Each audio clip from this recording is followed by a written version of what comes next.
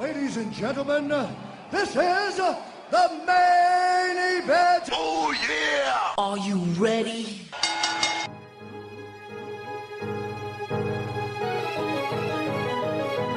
And now, broadcasting live from Wrestling-News.net and brought to you by Spreaker, it's Main Event Madness. You can call into the show by calling 305-600-4708. And now, here are your hosts for tonight's show, Al Merriman and John Curry.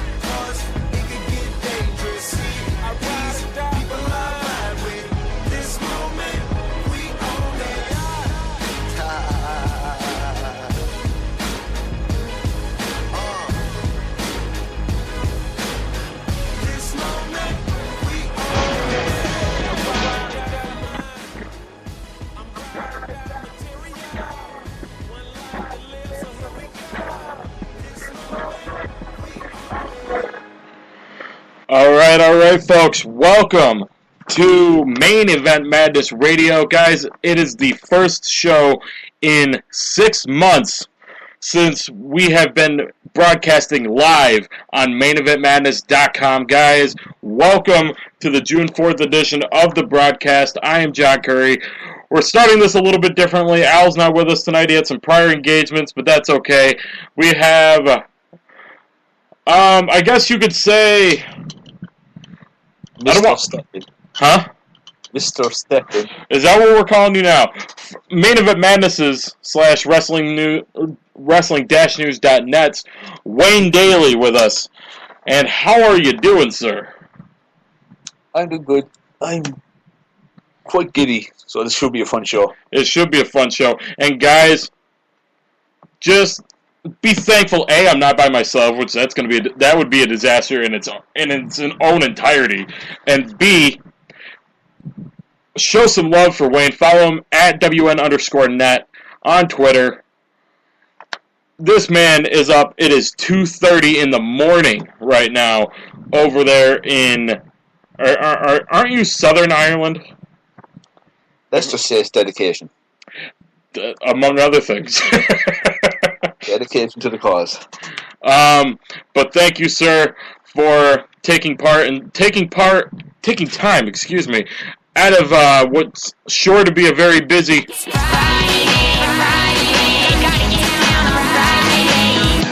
for you today, sir. I told you before we went on the air that was going to happen. Did you have to, though? I did. And we got a jam-packed show for you guys. We got some breakdown from Elimination Chamber this past Sunday.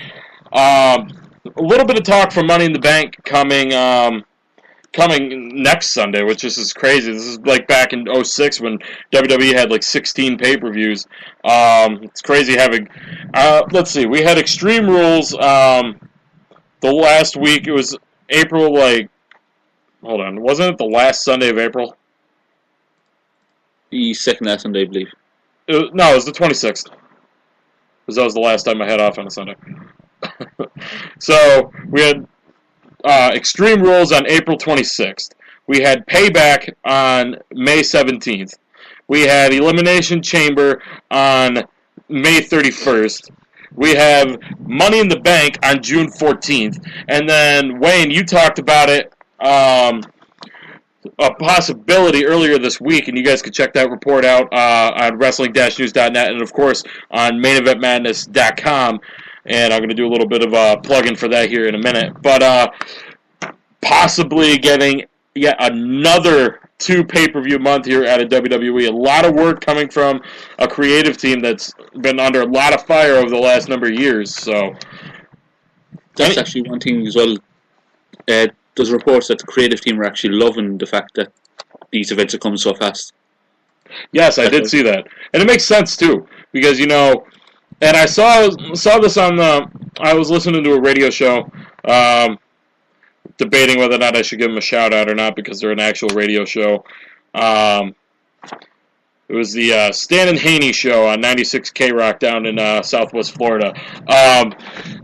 Apparently, Wayne, did you know that the human attention span is less now than a goldfish? Sorry, what did you say? I hate you. Apparently the human attention... Oh, I see what you did there. You jerk. Sir, you get the first show's... Whoops.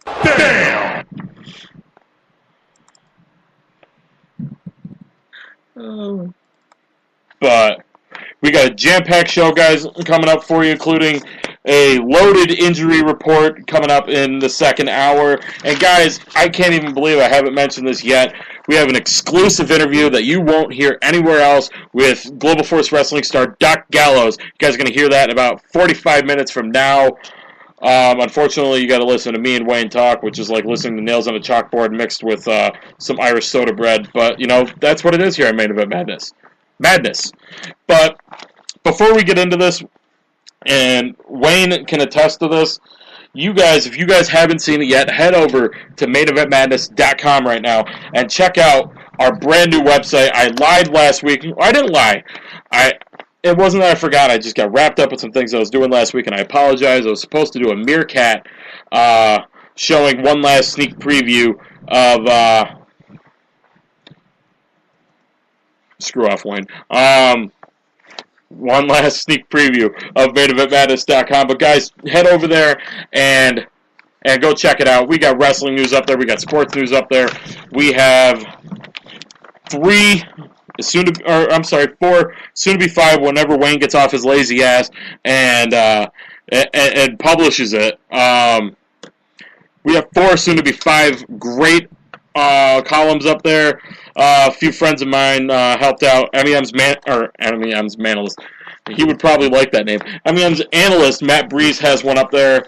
And it's a very eclectic group of wow, I cannot talk after just killing it doing an interview before. I am stumbling. Worse than the Yankees are right now. It's an eclectic group of columns, Wayne. I mean, you have one about WWE. Al's got one about the NBA. Matt's got one about baseball. Mike's got one about WWE 2K16, which releases this fall. And Chris has one. It's an eclectic mix. Huh? It's an eclectic mix. It is, for sure. And Chris has one about wrestling in general, mainly WWE, but wrestling in general. And you guys, for more on those, like I said, head over to maineventmadness.com, check those columns out, show these guys some support. They did some great interviews, helping out at the last minute, getting these up for the site. So, a lot of love to you guys. Thank you very much. We're going to have a lot more coming in the next few weeks. And, Wayne, we're on, everybody says Memorial Day, at least in America, is the unofficial start to summer. No. Tonight is the unofficial start to summer, as tonight we kick off Main Event Madness's Summer of Interviews. And what do I mean by that? We have a plethora, as Al would say, because that's his favorite word these days, of interviews coming your way. We got Doc Gallows coming up in about a half an hour, 45 minutes from now. Next week, we're going to have another Global Force Wrestling star and former WWE superstar in his own right, Chris Mordetsky. We're going to have that interview for you guys next week. It's going to be a short show for us. That is almost an hour-long interview. And you know what? That may sound like a yawn, but I'm telling you guys, and Wayne can attest to this, it was a fantastic interview. Chris opened up a lot more than I thought he would. You guys are really going to enjoy that. We got another Global Force Wrestling star. We got Sanjay Dutt, we're going to have him on the week after. And we have a lot more interviews coming up. We're hopefully going to be working something out with PJ Black. Bald Vinny of the Yankee Stadium Bleacher Creatures should be coming on sometime in July. And a few other names I cannot talk about yet. I would love to talk about. The only other one I will reveal now is that sometime next month we will have TNA star Bram on the show. So A lot of interviews coming, guys. You guys, like I said, this is the summer of interviews for Main Event Madness Radio. And of course, I'd be remiss if I didn't say that we're in the early stages, and hopefully we're going to be having some stars coming on here from Paragon Pro Wrestling, who took the internet news world, or at least wrestling news world, by storm a couple of months ago, announcing a TV deal. What station are they on again, Wayne? You're putting me on the spot now. I know. Well, you're Mr. Head Reporter here, sir.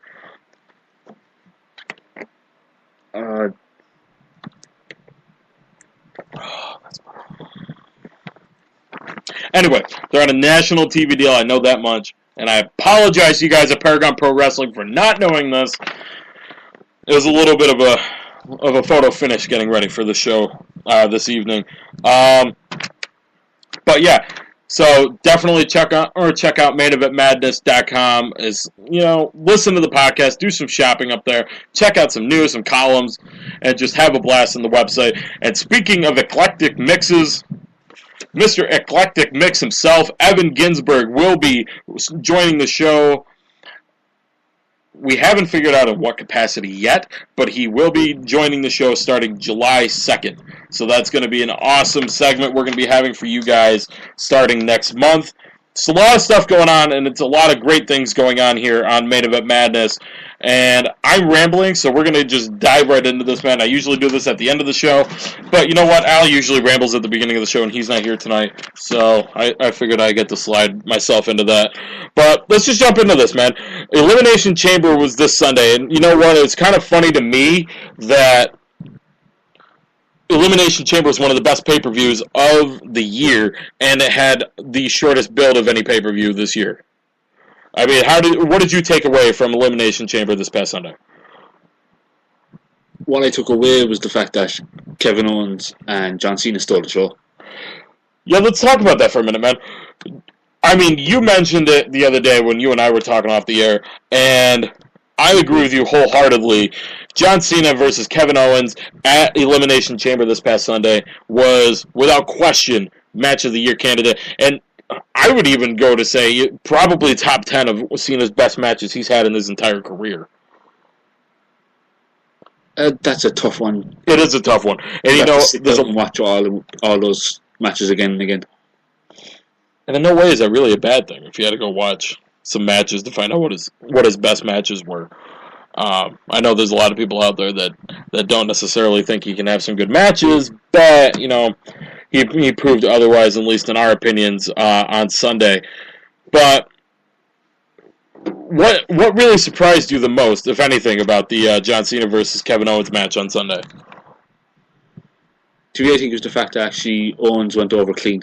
He didn't go over with anything dirty, or he didn't hit Cena with a steel chair, then wake up the ref and have himself pin Cena. Yeah, there's really no bullshit finishes or anything. Which is weird because Cena doesn't really let heels go over clean like that. He caught Cena, hit the pop-up powerbomb, 1, 2, 3, and it was over. Mm-hmm. But that match exceeded my expectations, and I know a lot of people's as well. You were going into that just thinking to yourself, I can't wait for this match. I mean, match I was really, really looking forward to when they announced it. I mean, they could have put that as a main event, in my opinion, because John Cena kind of seemed like he was back to being a main eventer a little bit. But speaking of exceeding expectations, Wayne, the tag team elimination chamber match. Aside from Kalisto damn near hanging himself, what was the best moment of that matchup? See, that's where a lot of people don't think Kalisto was trying to hang himself. That's actually like a Mexican tradition. Mm-hmm. Where he goes up that high, like Mexican wrestlers, if it's a cage match. Like, think what do TNA call it? Oh, Ultimate X? No, do you know that big red cage? The Terror Dome or whatever it was? The name's actually lost on me. But I think something Asylum. What did you say it was? Something Asylum. Steel Asylum. Is that what it was? Yeah, I think so. But the guys climb up to the top of that in like lucha libre style, and then the way Kalisto came off, it wasn't meant to come off that kind of style, and that's why you've seen El Torito go up afterwards and come off the way it was meant to happen. Fair enough. I mean, I was just worried about him getting stuck. You know, you saw him get stuck in the pod, or above the pod, above the New Day. But I was just more worried about him slipping or getting stuck. To me, one thing about the tag team chamber match is actually that they helped the Ascension in a sense. Yeah, the Ascension looked better on Sunday, at least in my opinion, than they have in a number of weeks, in a number of months, even, you could argue. Like, they actually sold the Ascension to be bigger than what they have been, as you said, for months. Well, bigger than what they've been, and to be actually a credible threat to being the tag team champions. Which, I mean, they cooled off instantly upon debuting in WWE back in January. And it's unfortunate, but, you know, circumstances may force WWE's hands, and we're going to touch on that a little bit here during our RAWSome moments, which Al's going to hate me because I never got the sound clip for that. As you guys will see during the commercial break, it's not the only sound clip I didn't get this week. Sorry about that. And real quick here, Wayne, I almost called you Al. Ambrose and Rollins, did the finish of that match take away from the quality of the match, in your opinion? To me, I actually added more. Because everyone, like, I don't want to kind of say lost their, you know what. What's that? I said everyone kind of lost their, you know what. I was one of them. When Ambrose pinned Rollins, everyone lost their... Guys, head over to my Twitter handle, @JohnMEMRadio. You'll see my tweet up there. I tweeted like 30 seconds before they announced the actual finish of the match. We have a new champion! As I said, everyone lost their shit. And then when the referee announced that there was a change to the end of the match, you could see everyone's face. It was kind of like, to me, kind of reminded me of when Taker lost the streak in that sense. Not fully, but in that sense, everyone's kind of like, oh, man. It was one of those, like, shocking moments, like, yes! No! But, I mean, once it happened, you kind of had a feeling that that's where they were going to go. Especially once the referee came to. And that's one thing, like I said to you off air, I just don't understand that decision. Well, that makes two of us, and, you know, WWE just loves to do these BS finishes. And, you know, I mean, if we're going to have a finish come down to, you know, referees or something like that, then just bring back, you know, what's his name? Scott Armstrong. Just go that route with it, you know. I don't know. Because it kind of seems like the referee screwed Ambrose. You know, it's not Ambrose's fault he got knocked down. If anything, Ambrose tried to save him. But, yeah, we got one more time seeing this match at Money in the Bank. It's going to be a ladder match for the WWE World Heavyweight Championship. I'm surprised they haven't shortened that, actually, back to being WWE Championship. I think they're keeping it just that big because of the fact that they still want to kind of show that it's the WWE title and the World Heavyweight Championship. Yeah, it's still got that little new belt smell to it, I guess you could say. But let's move ahead a day to some RAWSome moments. And, you know, we touched on John Cena and Kevin Owens at Elimination Chamber. And John Cena and Kevin Owens had, and I wish I had the audio queued up here, had some of the best promos that I've seen on Raw. I don't know the last time I probably saw as good of promos. Maybe Undertaker and Triple H for 27. Like, as I put on Twitter, if they let Kevin Owens and if they let John Cena just be on the mic the way they were on Monday night, you are setting yourself to feud with the summer. That's what they just need to do. It's like most of these guys that are on the roster, especially them being NXT guys taught by Triple H and or indie guys who have to go out there to each show and sell their next show, you know, if you just let these guys go out there and just sell the show, I think it would be better than them going out there, well, you gotta hit all these points on this promo, and don't forget the ones in quotes. as the same as during the Attitude Era. Let them be themselves with the volume turned up. Basically, yeah. And I mean, we saw a brief glimmer of that with John Cena and Kevin Owens. And, by the way, how awesome must it feel to be that fan that Cena pointed out on the crowd on Monday? Let alone the fact that Cena brought her in the ring after the show. And plus, it's after getting a load of attention as well. Yep. What's that? But, so, Tyson Kidd and Samoa Joe had a dark match at Raw that, in fact, was, which most of you guys probably have seen by now, was a match for superstars on the WWE Network. And I don't even have the sound queued up for that. Wow, I'm slacking today. But Tyson... Yeah, pretty much. Tyson Kidd, injured, spinal injury, neck injury, out for... Have they announced how long he's out yet?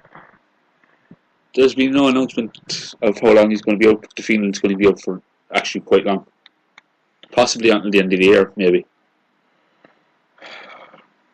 That's unfortunate. But, you know, when you get a negative situation like that, you got to find some positive. Is this going to be Tyson Kidd, or I'm sorry, is this going to be Cesaro's time to shine? Now that he's back to being a babyface, is he going to go back and be the king of swing? I would hope so, but given Vince McMahon's interviews in the past, even what he said on, I think it was Steve Austin's podcast, right? He said he kind of finds it very hard to get Cesaro over. He said he doesn't know if that's down to him or down to Cesaro itself. But it wasn't hard to get him over. That's the thing. Like, he was over as hell with the fans. And they always say, if you get over with the fans, then you're over with us. Like, I'd like to see Cesaro at the top of the cards, but will it happen is another thing. Well, I mean, what did they do with Cesaro, in your opinion, without Tyson Kidd? Do they put him with another tag team partner? And if so, who would you put him with? For now, if they wanted to put him with a tag team partner, for now, I'd probably put him with Jimmy Uso. Just for the simple sake of it gives both of those something to do. Ugh. Like, you might balk at it, like, but at the same time, Jimmy Uso doesn't have a tag team partner. Neither does Cesaro right now. True. And if you want to do something with both of them in the tag team division, at least, like, look at, was it the Wolves and the Hardys on TNA? Mm. And the result of it was Matt Hardy and Eddie Edwards teaming up. Something like that, kind of. I think so. Cool. I don't know. I mean, WWE's kind of short on baby faces for the mid-card titles. I mean, there's Ryback, there's Dolph Ziggler, and that's pretty much it. So, getting another face in there, no pun intended, like Cesaro, I think would be very key in injecting some new life into the mid-card title divisions that have become a little bit stagnant, except for, well, I should say the IC title division. Is the U.S. I mean, it's kind of like writing on the wall that Cena's going to drop the title to Owens, at least in my opinion.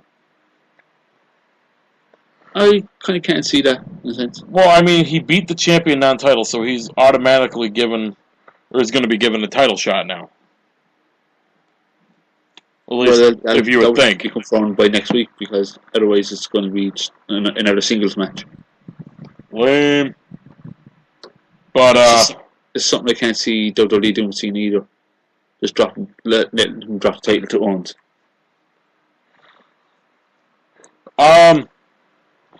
Another thing, speaking of things you couldn't see WWE doing, was Randy Orton's return kind of lackluster to you? It's a bit 50-50. As was, like, to me, he was advertised for the Money in the Bank, so everyone knew he was coming back. But at the same time, you could have done more.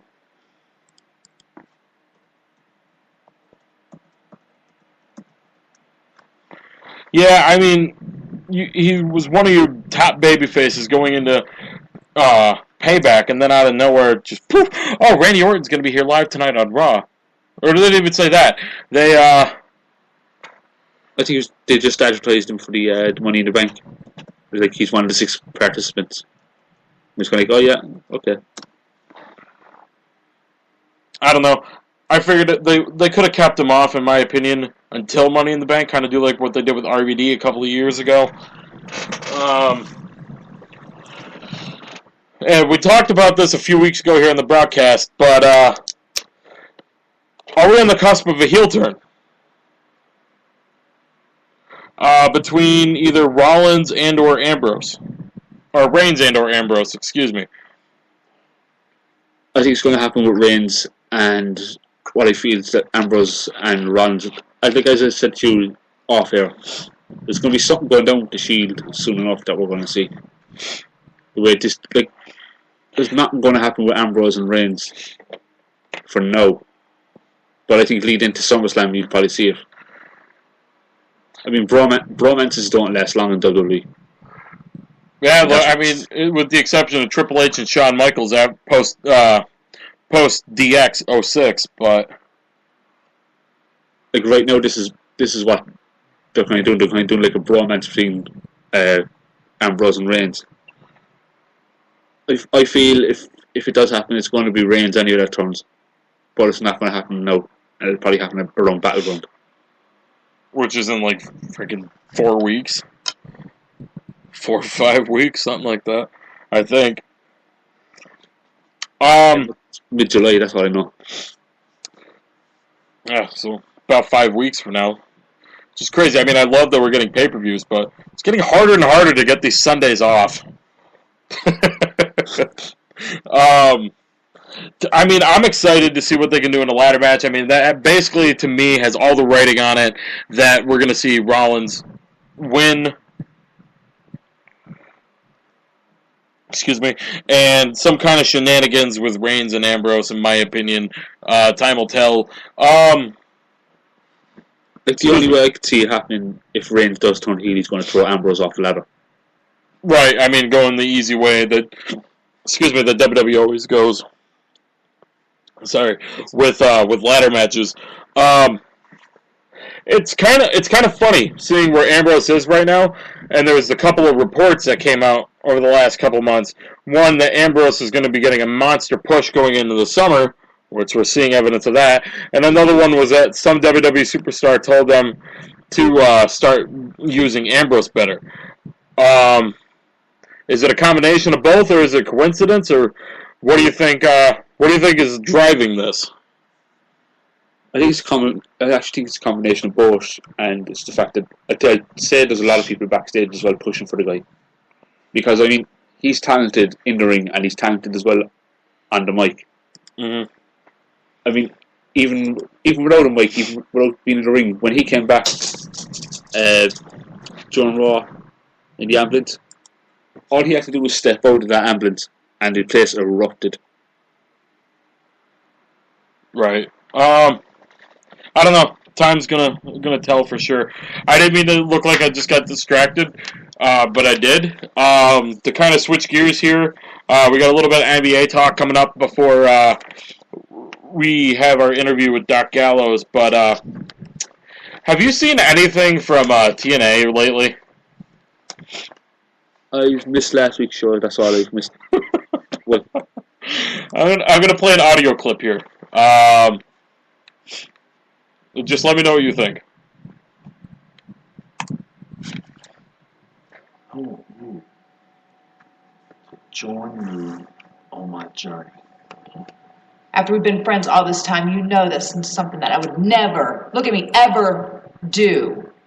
I'm sorry that you misread this, but you were my friend, and I thought that that's what this was. And if that's not what this is, then I'm sorry. I appreciate it, but I gotta go. Seriously. I just thought this was something that could help you, and obviously I was wrong, and it's my fault, and I apologize. This is your decision. And like I told you before, whatever you decide as a friend, I'm going to stand behind you. Okay? Okay. I don't know if you know this, but we got a great train station here with all the things in the airport. And the weather's usually beautiful. I don't even know why it's the worst day of the year. Okay. Looks like your train's pulling up. What train? The train? Is that your phone? No, I don't think so. Sure, I think your phone's ringing. No, James, look, it's not my I got that phone. same phone.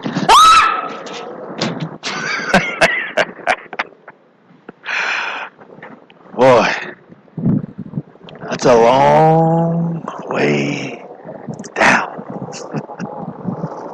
You made your decision, and I made mine.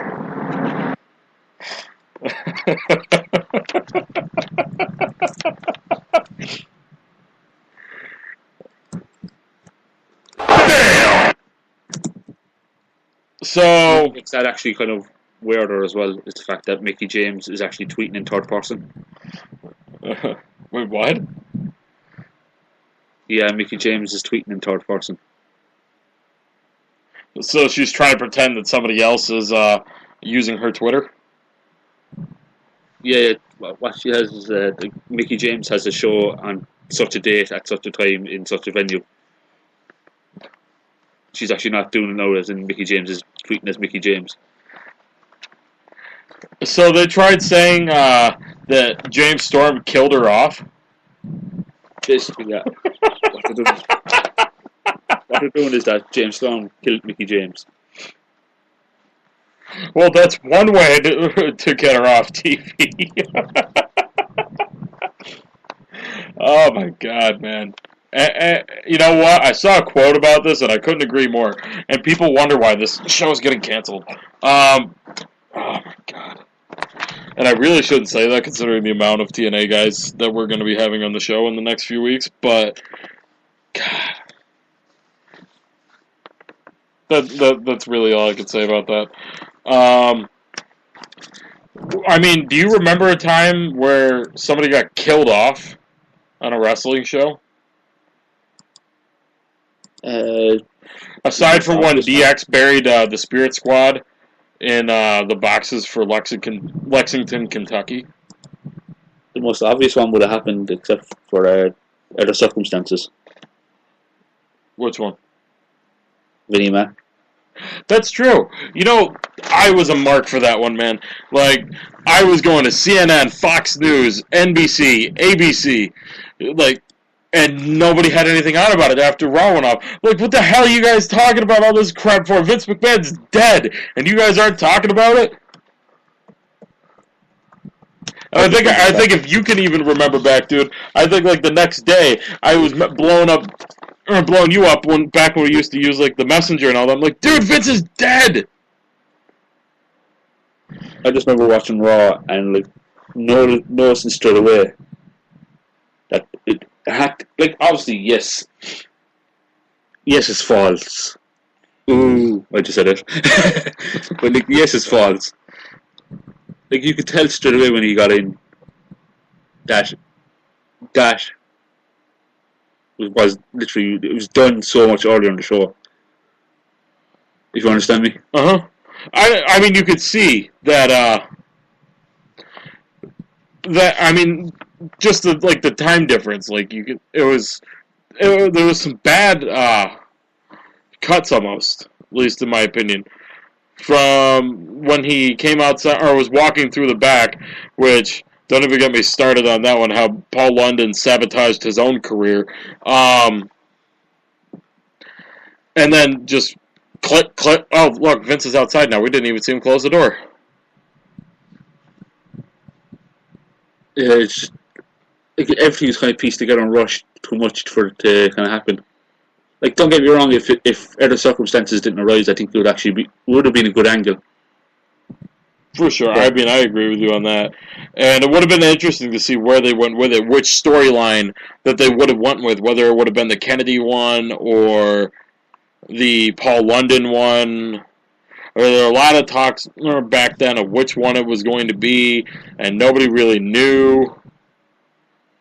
But, I don't know. It's one of those things where you just got to sit here and be like, what if? I think if it came down to it, I think they would have gone with Kennedy. Yeah, I mean, that one excited me.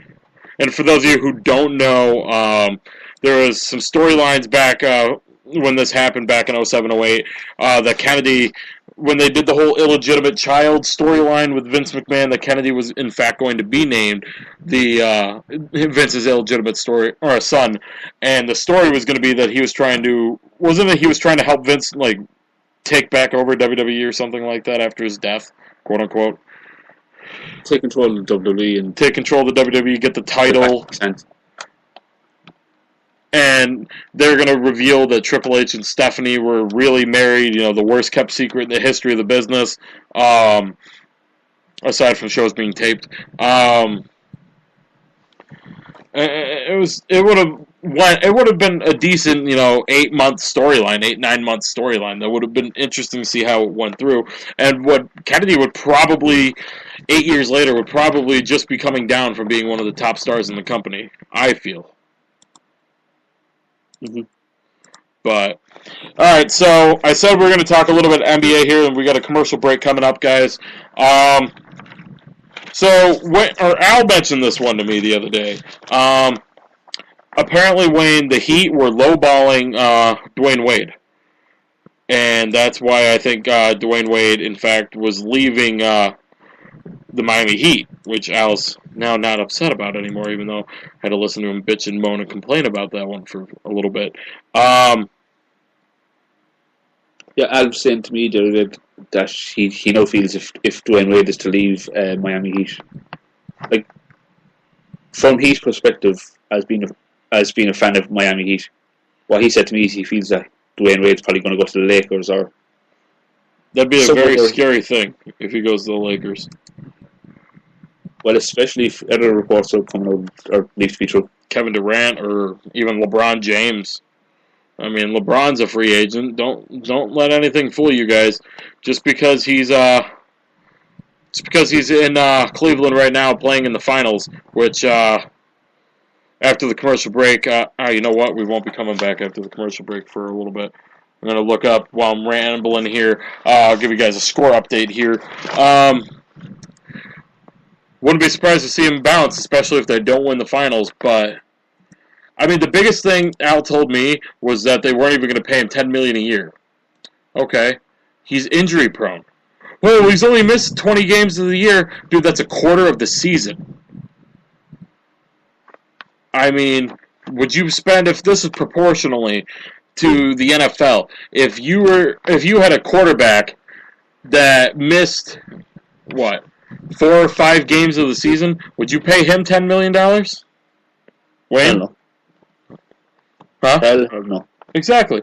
And to a lesser extent for you, I know you're not a baseball fan, but you have a starting pitcher that a quarter of their games. Okay, so they start 30, 35 games a year, so a quarter of their games is looking like 8 games. You're going to be missing basically 2 months out of a 5-month season. Would you pay them $10 million? As I said 2 seconds ago, hell no. Why would you? He has to earn that big of a contract again, and he's on the wrong side of his career. I mean, he's been in the NBA. This is his 13th year, I believe, in the almost said NFL, in the NBA. So I mean, he's on the wrong side of his career, and the wrong side of his career to start getting injury prone. Because he's really, I mean, in the grand scheme of things here, you got to look at it. He's really running out of time to prove that he's not injury prone. Because, so say he came out of college, he was 19, 20, 21, say 19 at the least, because they have to go to college. No, even 18, because that was the last year they had to go to college. Did Dwayne Wade come out of college? Do you know? That's putting me on the spot again. So even, let's just say on the low end, he was 31. Okay? This is his 13th year in the NBA. He's, on the low end, he's 31, turning 32. I mean, and I don't even know how true I am on that. And if somebody wants to correct me, at John MEM Radio on Twitter, I'll gladly accept the corrections on that. He's 33. 33, thank you. So, see, I was 13, about 20, so I figured I was close on that. it's a wrong time of your career, especially in the NBA, to start getting injury prone and start having to try to prove to people that you're worth $10 million. Because you're 33. When's he turn 34? Next January. Okay, so I mean, realistically, this could be, depending on the years, this could be his last contract. In all likelihood, probably will be his last contract. He's not going to get $10 million. And when you actually think for his own, man, that's actually kind of quite scary, isn't it? Because like when I was growing up, it was all like about Dennis Rodman, Scottie Pippen, Michael Jordan. And when I was your age for that, it was for me. Let's see. Like when I got into my teenage kind of years, and towards the end of my teenage years, it was all like Dwayne Wade, LeBron James, them coming on the scene. And for me, it was Jason Kidd. I remember watching the Nets for the first time back in 2004. Jason Kidd, Richard Jefferson, Vince Carter. And now Jason Kidd's gone. Richard Jefferson, I don't even know if he's still playing anymore. And Vince Carter is in a very, very reduced role in Dallas. So we're getting old, man. We're getting old. That's what it means. When I see Robinson Cano, who was the second baseman for the Yankees, now out in Seattle, his first year, this is his 11th year in the majors already, and I cannot believe that one. When I see him retire, I will probably cry, because that means I really am getting old enough to be pushing some point in my 30s, and I really don't want to think about that yet, even though Wayne is turning 30 in 3 years. I don't get to rag on Al about that, so I haven't even hit. A year after, let me make myself feel better here.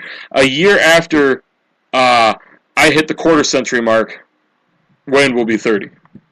So I feel a little bit better about myself. Wait, how old are you turning this year? 28 or 27?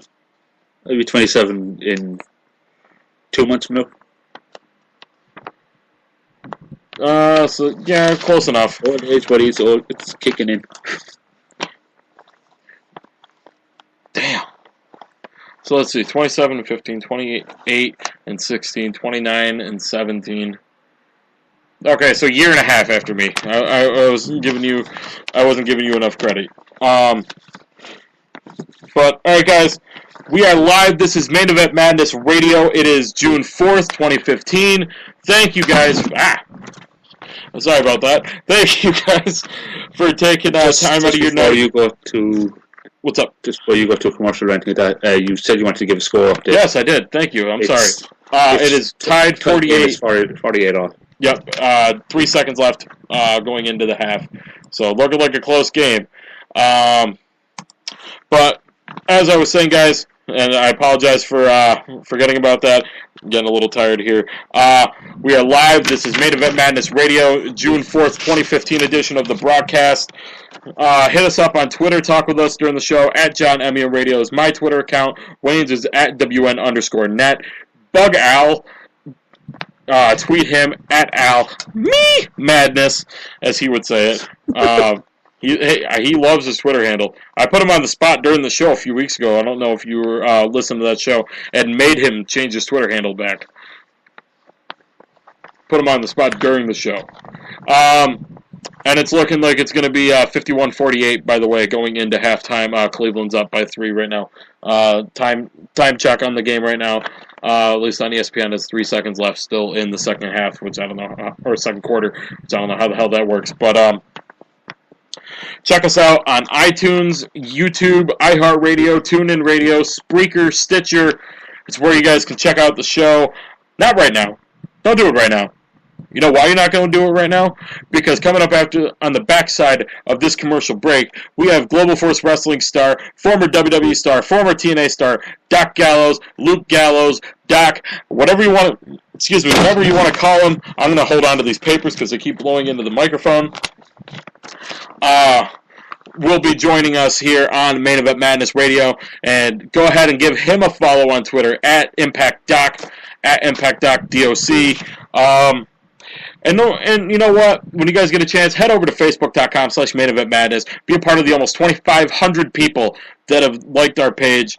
And check out what we think is the fastest growing podcast on the net today. And of course, head over to maineventmadness.com and just see a website unlike any other, because there really isn't any website out there that looks like ours.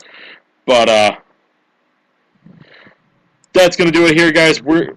I'm sounding like I'm closing the show out. I'm an hour ahead of myself. So we're going to head into a commercial break here, guys. Like I said, when we get back, we have Doc Gallows from Global Force Wrestling. You guys are not going to want to miss this. Stick around. We'll see you guys in about a half an hour. Coming June 1st, a website not just for sports, not just for wrestling, but for madness. Main Event Madness. That's right, folks. MainEventMadness.com is relaunching June 1st, 2015. This website will have everything: wrestling news, sports news, columns, shopping, videos, and much more. You're not going to want to miss this. MainEventMadness.com returns Monday, June 1st, 2015. Hey, you. Yeah, you. Looking for quality wrestling news with an international flair? Looking for results and news from around the world? Look no further than Wrestling-News.net. Wayne Daly and his crew have you covered from top to bottom, from WWE to TNA to the top independent companies from around the world. Check them out, Wrestling-News.net. So you decided to check out Main Event Madness, and now you want to know how you can get the latest news about the show, the hosts, guests, showtimes, and more? Well, the answer's simple. Facebook. Head over to facebook.com/maineventmadness and be a part of the hundreds who have already liked the page and are the first to know everything you could ask about Main Event Madness. Facebook.com/maineventmadness, the official Facebook page for Main Event Madness Radio. Want wrestling? Want sports? Want them all in one place? No problem. Check out Main Event Madness Radio. We have all the latest news, rumors, and results from all major wrestling companies and sports leagues, including WWE, TNA, NFL, and MLB, among others. Check us out today at Spreaker.com/show/maineventmadness, and beginning on June 1st, check us out at maineventmadness.com. Our wrestling, your sports, simply madness. Want to write a column, report news, a blog, or simply help out with the website? No problem. We're looking for reporters for sports, wrestling, and columnists. If interested, send an email and/or resume to job@maineventmadness.com and join our team today. Main Event Madness is an equal opportunity employer. Please only send serious inquiries. The spam will not be read. MainEventMadness.com is back as of June 1st. Want to advertise with us? Email us at support@maineventmadness.com and get information on one of 3 different sponsorship packages available, or ask to have one customized to your needs. Today, Main Event Madness, our wrestling, your sports, simply madness.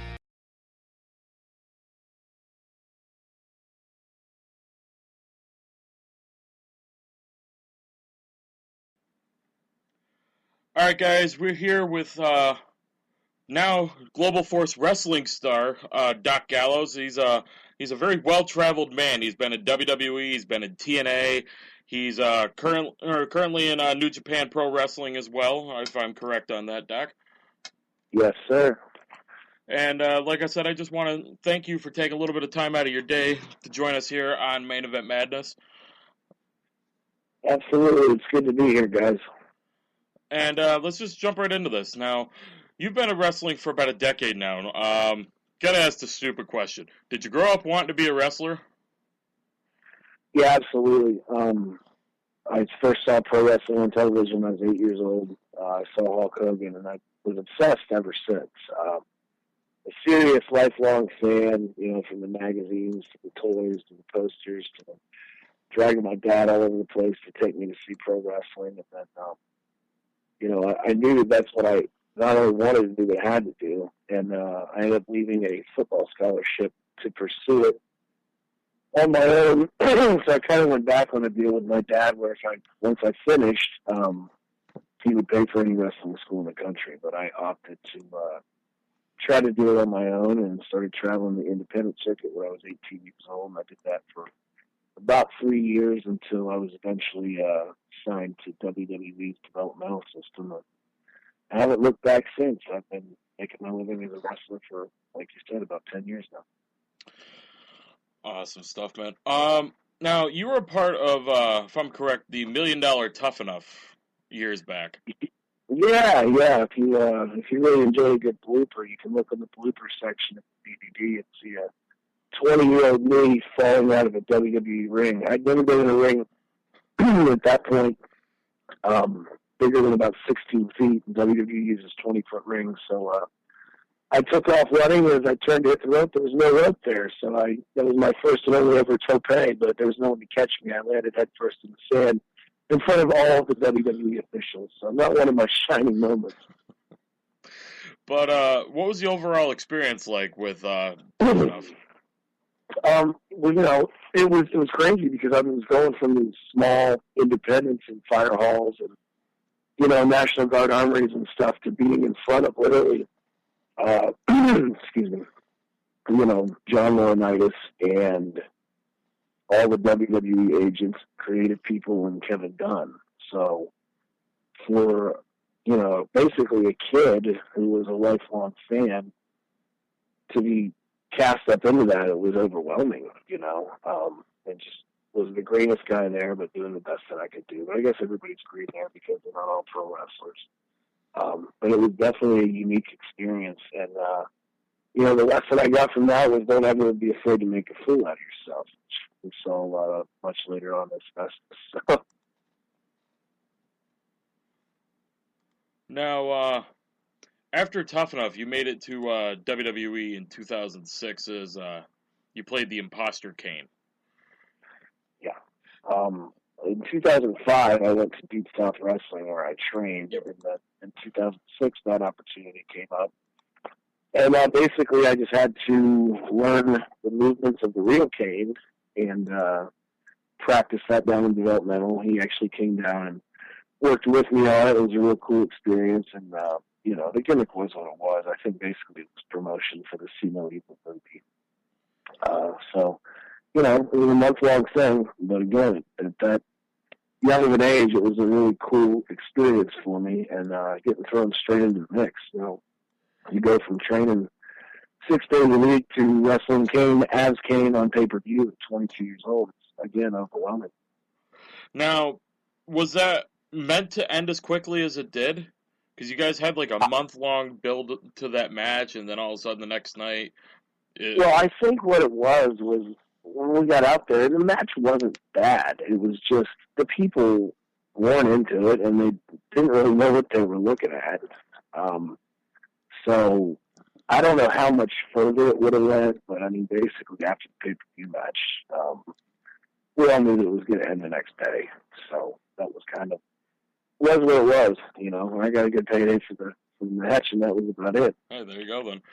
Now, after that, you got teamed with Ray Gordy down in developmental a little while after that. How was working with him as Jesse and Festus? Because that was an interesting gimmick, to say the least. Well, I love Ray Gordy, still to this day, and, you just make the best out of what you're given. And it was an opportunity to go on to WWE PD and be really thrown into the mix.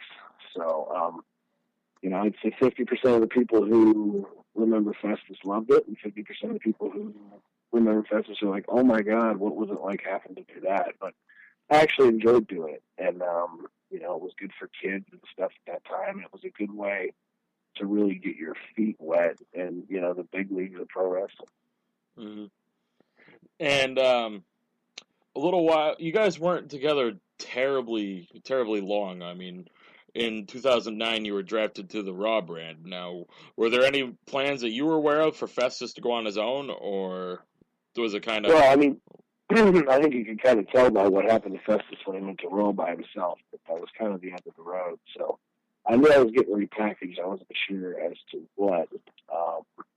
There was an idea for me to portray a masked character on Raw, and that somebody decided to see him Punk maybe here, and he went to developmental and looked around and didn't really like what he saw, and he and I had been friends, and I think that he thought, as a worker or an in-ring wrestler, that I could definitely get the job done.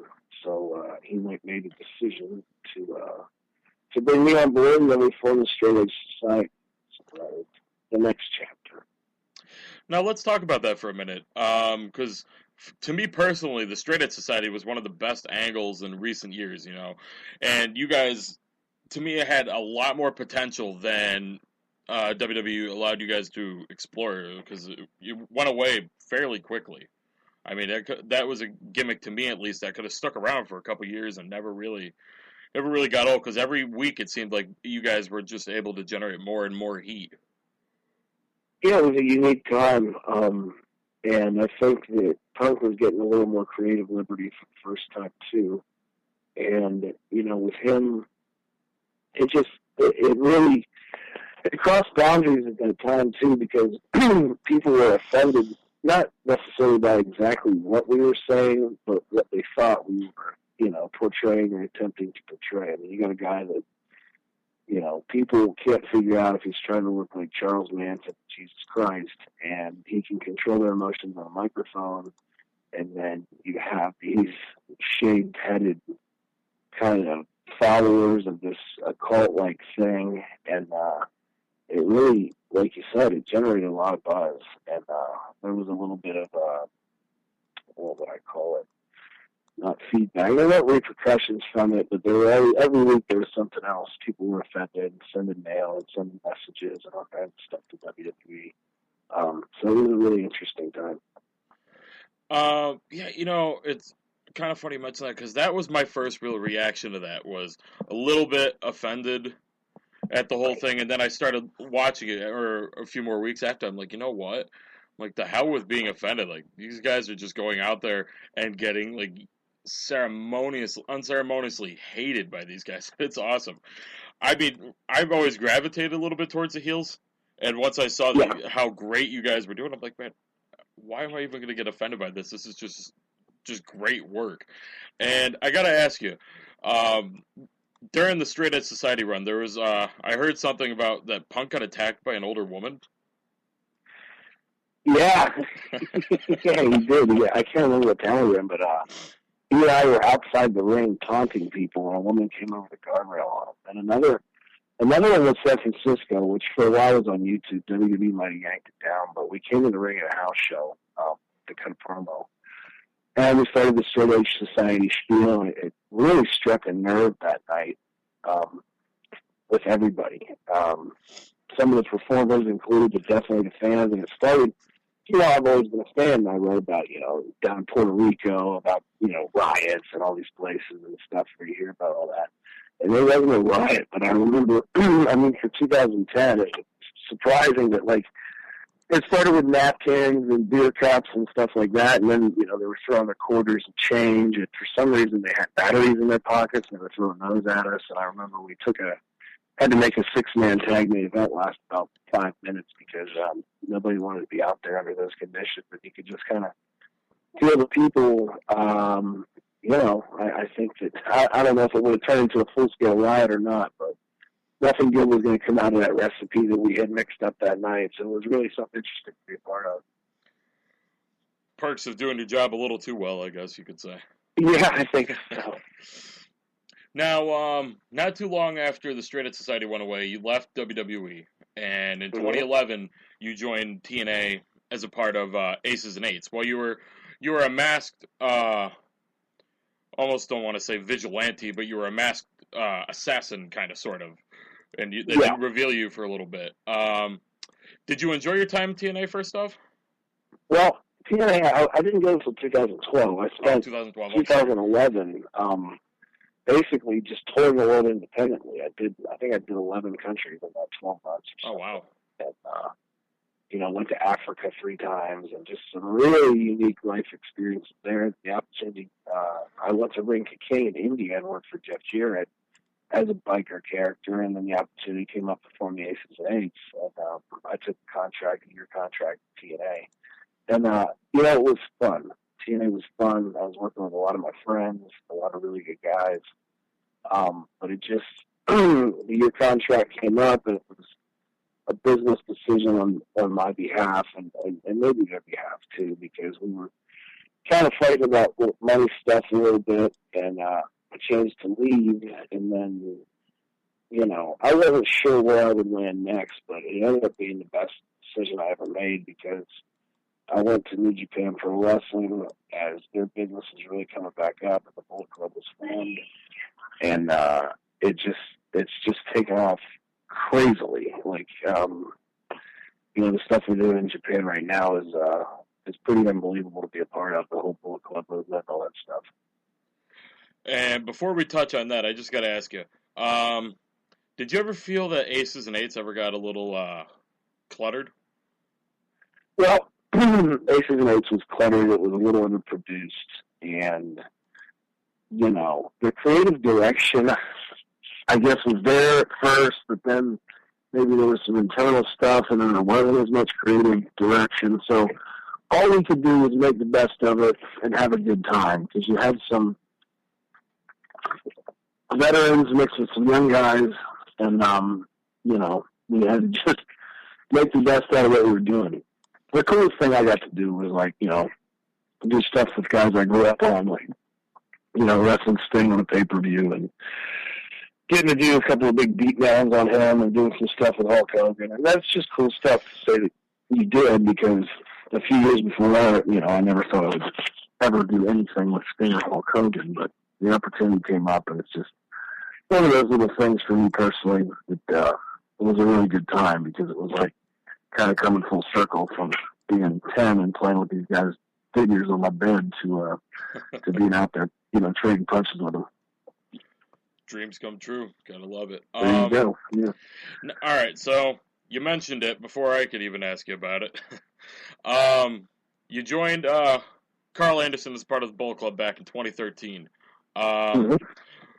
Just let's talk about that for a second. What was it like working with so many diverse teams and just different wrestlers that you never really got a chance to work with before? Well, first it was like a culture shock, because the style in New Japan is full bore, full steam ahead, full tilt, and some of the best wrestlers in the world. I mean, people say that about a lot of places, but I firmly believe that, and I've pretty much worked in every big company that there is now. And I had to adjust to that style, and took it as a challenge, and I think that I met the challenge well. And he and I just had great in-ring chemistry, and he's been a great help to me, and a great worker, which is awesome with all this stuff coming up in America, Ring of Honor, but, especially with Global Force Wrestling, people are going to get to see this guy and just how damn good he is for the first time. Because, I've seen him around, I've seen him on the internet, we've been, text buddies and stuff, just, talking shop about pro wrestling. But the first tag league tour I did with him, I was on the apron. This has happened to me a few times in my career, because I've been around a long time, but I'm still kind of a young guy in the business. Damn, this guy's awesome. He can really go. And that makes you want to pick your game up too, So I think that we complemented each other and helped each other. And then with the other additions to the Bullet Club with AJ Styles and the Young Bucks, and then it's just such a diverse group. You got Tama Tonga, the son of Haku, is really come into his own. And Bad Luck Fale is a big bad New Zealander that a lot of people in America haven't even seen yet. So we've got some hidden gems up our sleeve, and I think it's just going to smash onto the American wrestling scene and hear what it's done in Japan. And it's nice, too, to have some creative freedom and to be in a company where they trust us to kind of do our own thing, and we're not told what to say and how to walk and how to look and how to move and all that stuff. And that's contributed to why, we've gotten as over as we have.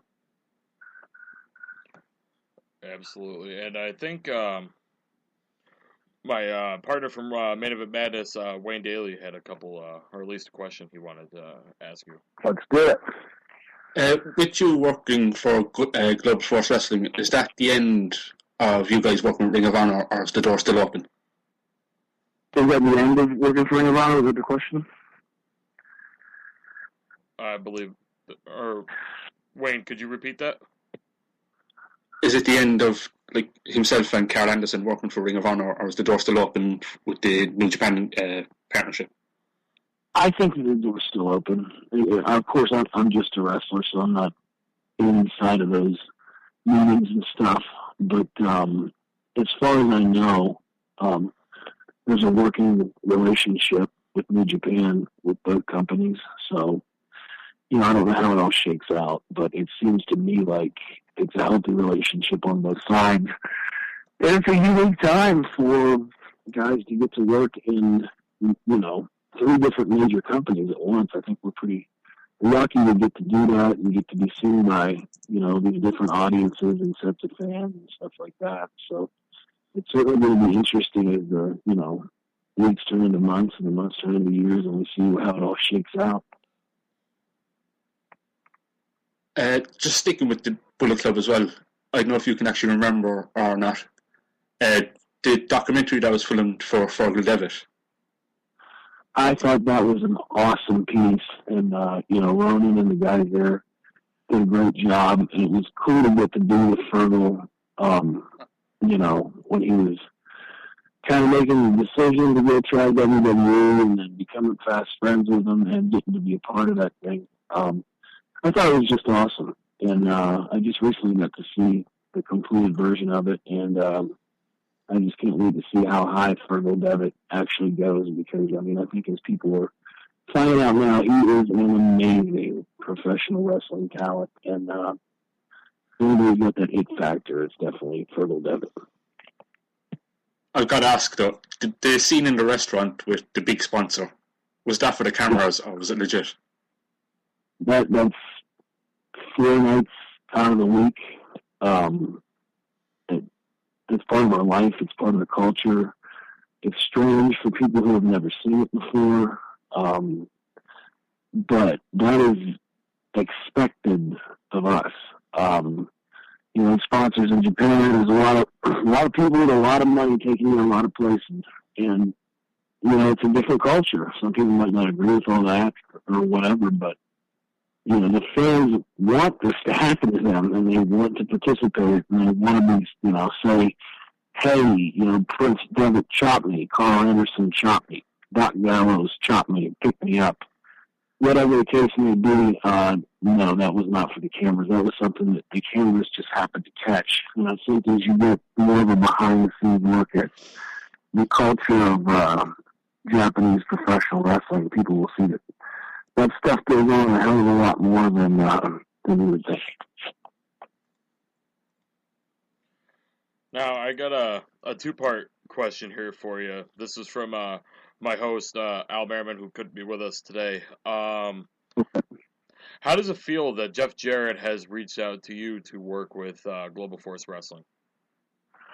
Well, I think that, first of all, it's an honor, obviously, to be involved, but I think that Jeff Jarrett is a visionary, and he's a smart businessman, and his family's promoted wrestling for 70 years, guys. So we've seen him succeed on it before, but now, the global thing is not a cliche. You see he's announced these partnerships in all different pockets of the world, on all these different continents. And it's going to be such a nice blend and mixture of styles, from the Japanese style to the European style. We got guys in Africa. We got guys in Australia coming on board.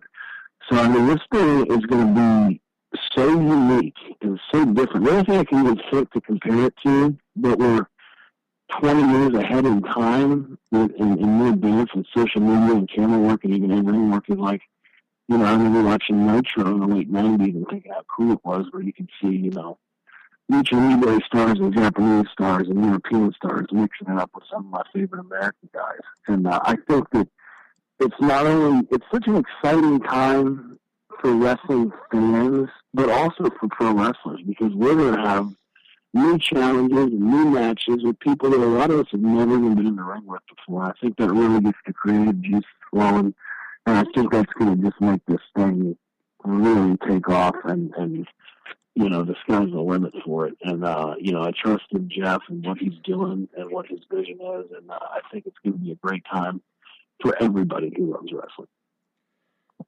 Awesome stuff, man. And, well, that kind of takes care of the first part of his second question, because he was asking if you were excited for it. But what do you what's up? I was saying yes, I definitely am. But what do you personally, and what overall is the expectations for the future of Global Force Wrestling to look like? Well, we have the Grand Slam Tour coming up, and I'm here to promote, so I will. And you go to, the Global Force Wrestling website, you can see the tour dates on that. And I think people need to come out and see this thing firsthand and get their eyes on it. And, that means first set of tapings. They happen in July in Las Vegas, Orleans Casino, which I actually won't be a part of because the G1 tournament, which is our biggest tournament of the year, will be taking place in Japan at that time. But then I'll be in Vegas on, I believe it's August 21st. Will be the first set of tapings that the Bullet Club will be on. And, as far as how that's all going to be distributed, I don't know, but I know that it's in the works. And I'm expecting big things. And, again, it's just an exciting time. There's more pro wrestling on TV right now than there has been in 30 years. When you look at Lucha Underground, when you look at, TNA, Ring of Honor, WWE, and then all these local promotions getting television deals. And when I go out and do independent still, the buildings are full now. And I just feel like there's a wrestling renaissance we're on the verge of, and you can kind of feel the rumbling of it. And I think that GFW has the opportunity to just take the wheel and drive the thing to, an incredible level. All right, and I just got a couple more questions for you, man, and then maybe we can finish up with a little bit of a name association if you're all right with that. No problem. Now,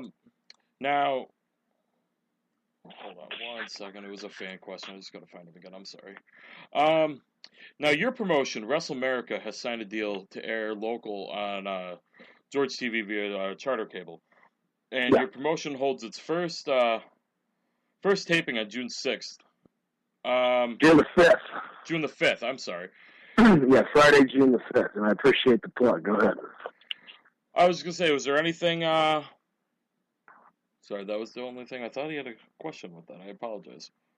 I was reading it's Friday, June the 5th, and, what I'm trying to do is bring, an eclectic mix and steal a little bit out of this Jeff's business model and do it on the local level because, I love pro wrestling and I love getting to create my own stuff. So, I like to bring a mixture of TV faces that or you have known, with what I feel like, because when I'm home, I still do a lot of independence around the South, living in Atlanta. What I feel are the best, up-and-coming guys in that region, and it's just so exciting for me to get to create this stuff and put it out there. We just did our first TV commercial. We got MVP coming in on June the 5th. Myself, I'll be on the card. My wife, Amber O'Neill.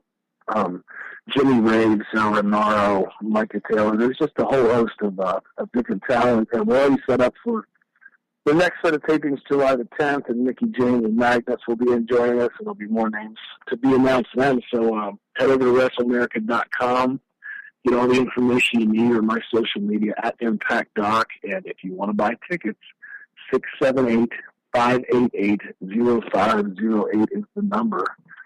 Come be on TV, hang out with us. Awesome stuff, man, and wishing you nothing but the best with that. Now, I appreciate it. This is going to be an interesting question for you, because each one of them were different and great in their own rights.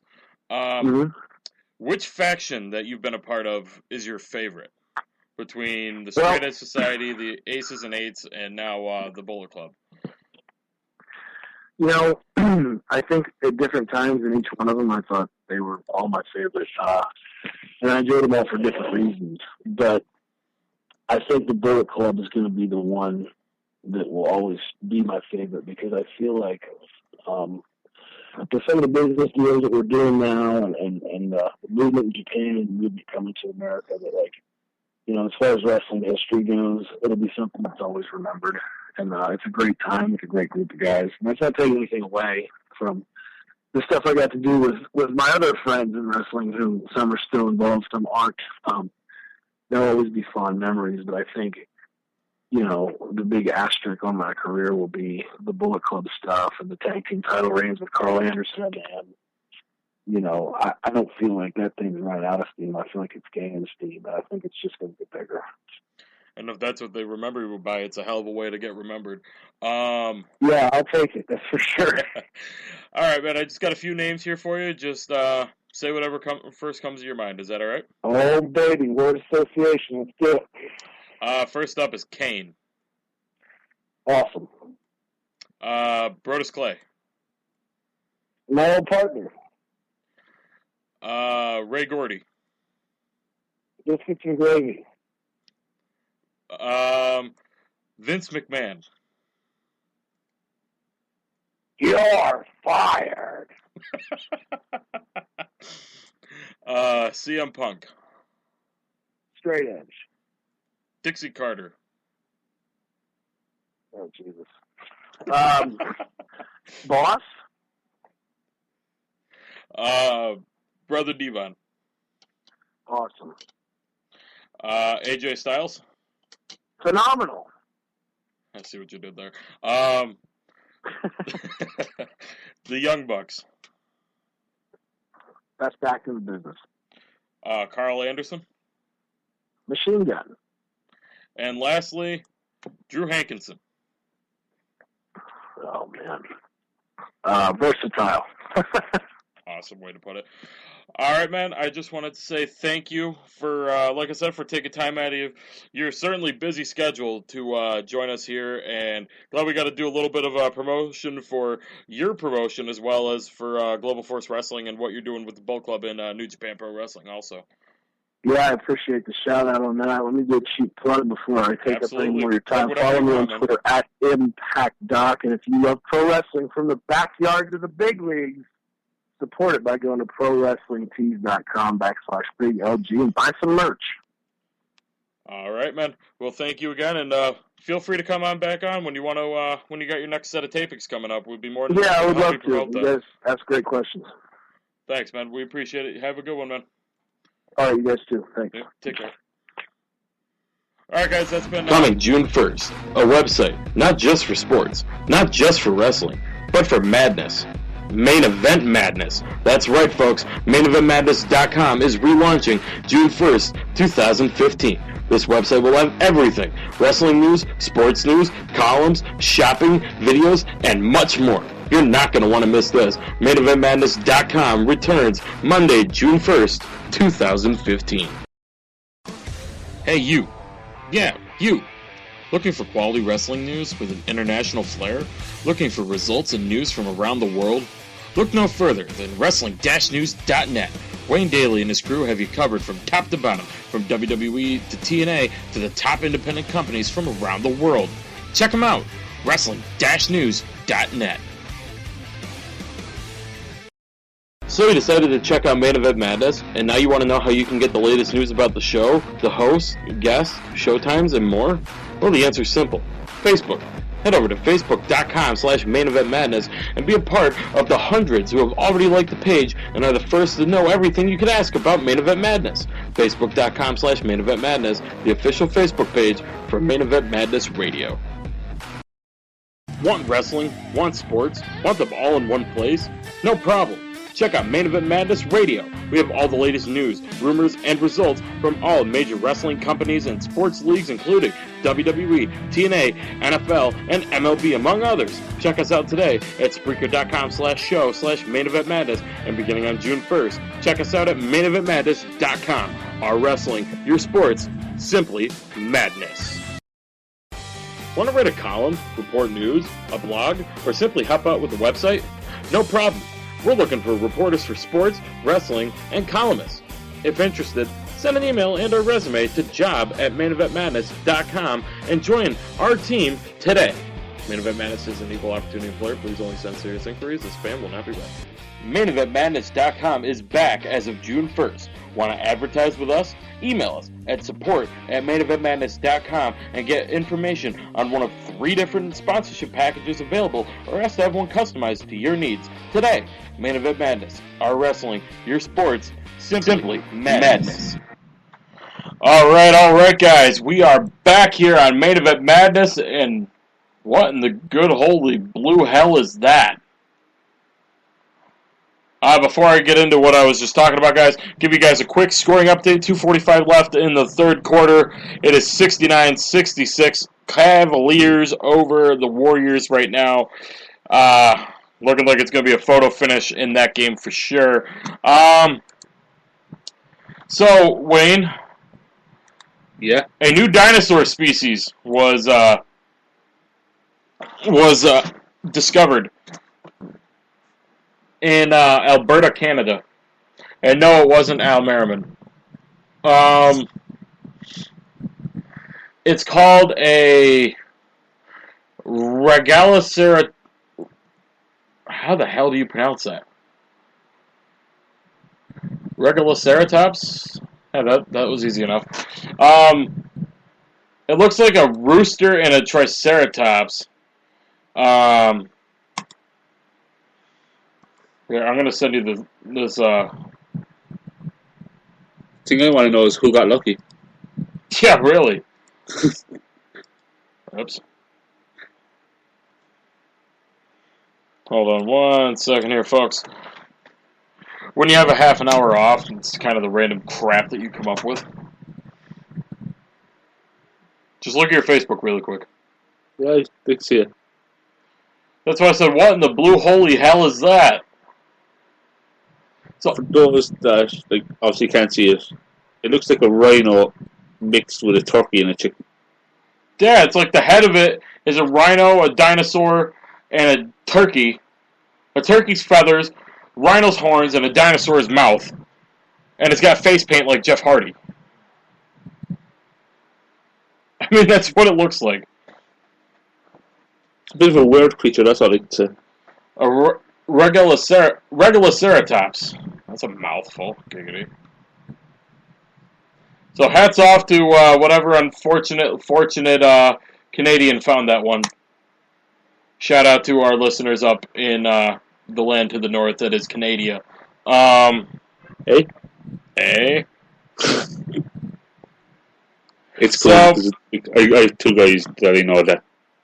I guarantee we're probably going to get messages in about that, or that. Or probably. But say something positive about Tom Brady. What is the first thing the guy, or one of the first comments on here? So say something, or it's a meme. Say something positive about Tom Brady. I've got it. He's HIV positive. That's kind of a dick comment.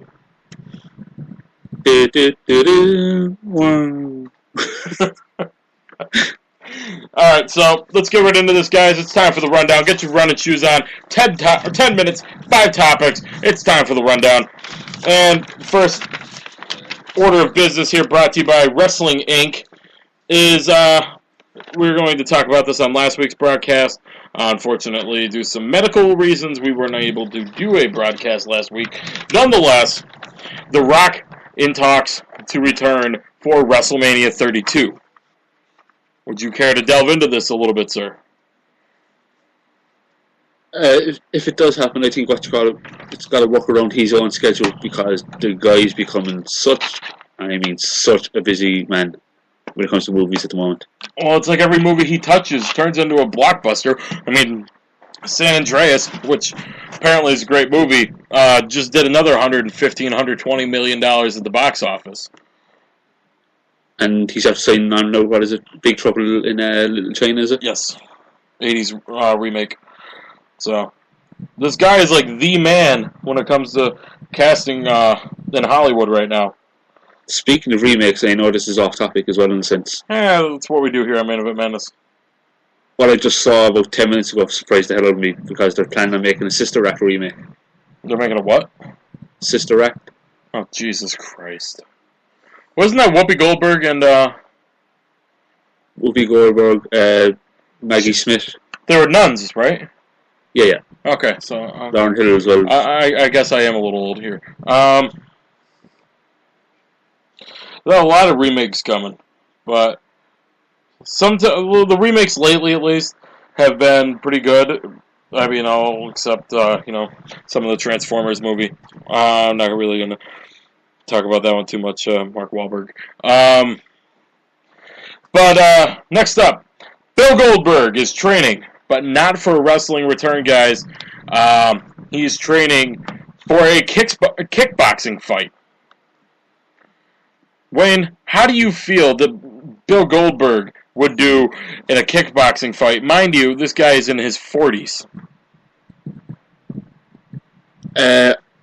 Goldberg would do quite well, because of the fact that he's training with Jeroen Verhoeven, who's a Dutch kickboxer, and I mean, if you got on the wrong side of that dude. Say his name one more time for me. His name? Yeah. Jeroen Verhoeven. I had to. I think the other it's actually kind of hard to pronounce it in a sense. It's like trying to pronounce a regular Ceratops. That's true. Yeah. But do you think we'll ever see Bill Goldberg come back? I know there was some talks or some reports that he had talks with Triple H, but I saw that they were quote-unquote doomed. Do you know anything about that? I think it was in an interview. I could be mistaken. I don't know if it was Rolling Stone or it was Sports Illustrated. He said he had talks with Bill Goldberg. He talks with Triple H about an in-ring return, but it does look like it's likely. See, I would want to... Or go ahead. I think that was with Sports Illustrated, and the one with Rolling Stone, he said that there's a date and there's a stadium, and if the time is right, he'll be back. See, which makes me think it's going to be WrestleMania. Hey, there were those reports a few months ago that they said basically anybody who can still go in the ring, they want him for Mania 32. So could we see the first ever 5-hour WrestleMania at WrestleMania 32? That's quite possible. It actually wouldn't even surprise me if they done. Do you remember the WrestleMania gimmick Battle Royal? I hope they do it again. Doing it almost. If they done it with like the Monday Night War Battle Royal or something like that. Do something. I mean, it's been 15 years since the last one. I mean, you could even do, if they really wanted to, they could even do, you know what would actually be pretty sick? If they could do like a throwback announce team. Because didn't they have Bobby Heenan announce the last one? For the gimmick Battle Royal, yeah, they did. Get freaking Vince McMahon and Jesse Ventura on commentary for that match. If there was a Battle Royal like that, actually, do you know who I'd like to see? As you said, Vince McMahon. Kevin Kelly. I'd actually like to see Vince McMahon call the show with, and this is a surprising name, I'd actually like to see him call the show with Mike Tenay. Just to see like someone that was like, so crucial on the announce team in the early 90s for both companies. True. Yeah, like that would be an interesting. I'd like to see what way they did to actually take the show. And speaking of wars, a Wednesday night war, quote unquote, has begun. Began this week. NXT, Ring of Honor, Impact Wrestling, and Lucha Underground, all airing on Wednesday nights. Wayne, who comes out on top on this? Wrestling fans. That is the best answer. Actually, if you really want to say who doesn't come out on top, TNA. Like I love my Ring of Honor. I love my Impact Wrestling. You know what? I was actually enjoying Ring of Honor last night.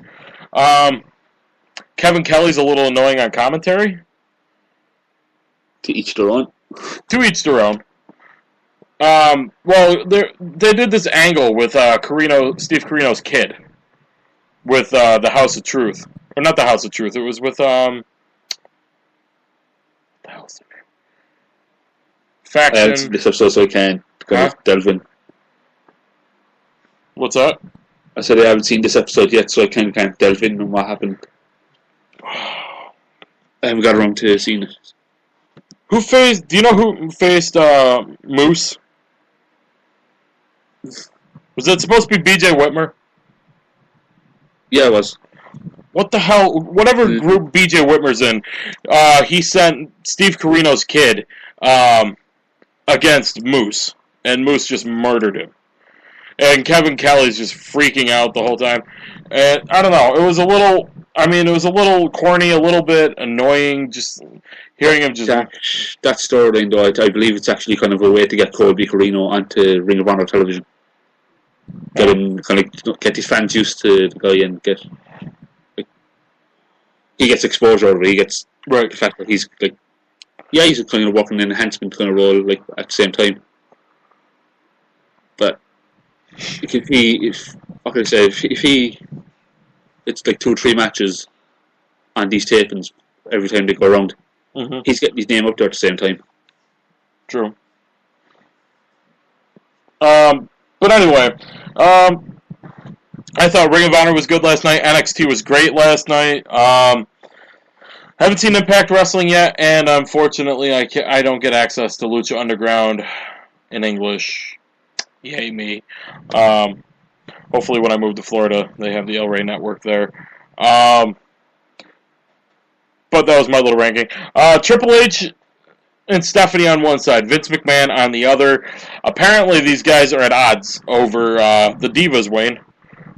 Triple H and Stephanie McMahon want the Divas to basically be badasses like Ronda Rousey, and Vince McMahon wants the Divas to be how they are now, that basically the fans know what to expect with the Divas and why change that.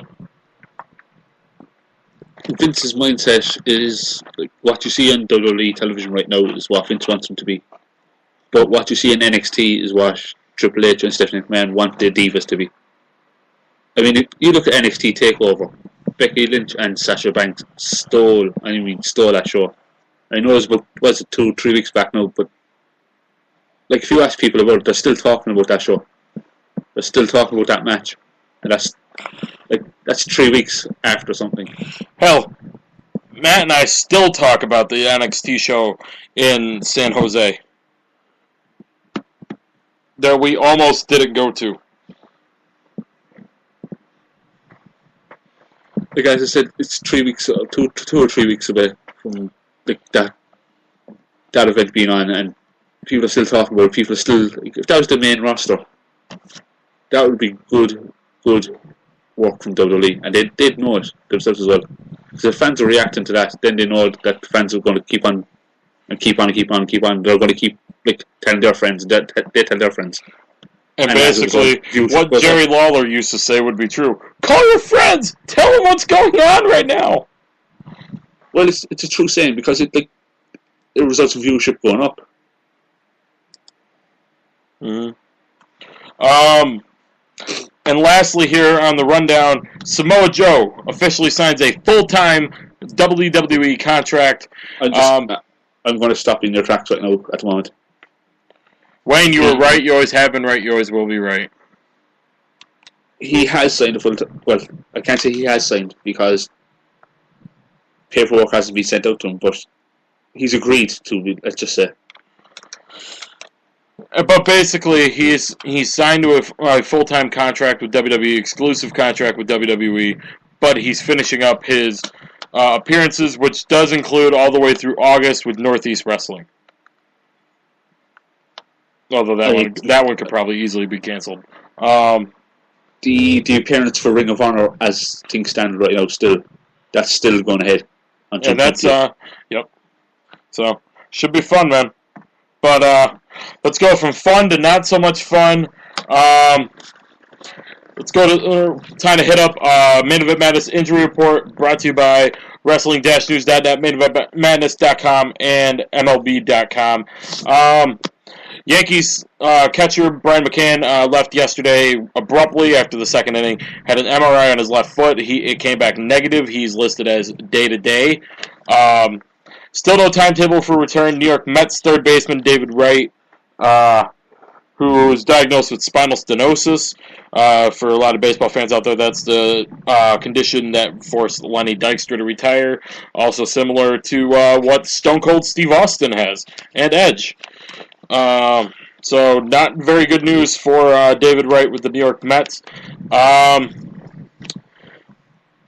NXT star Sami Zayn, as you guys saw on NXT last night on the WWE Network, underwent successful surgery. Should be back in, a few months, Wayne?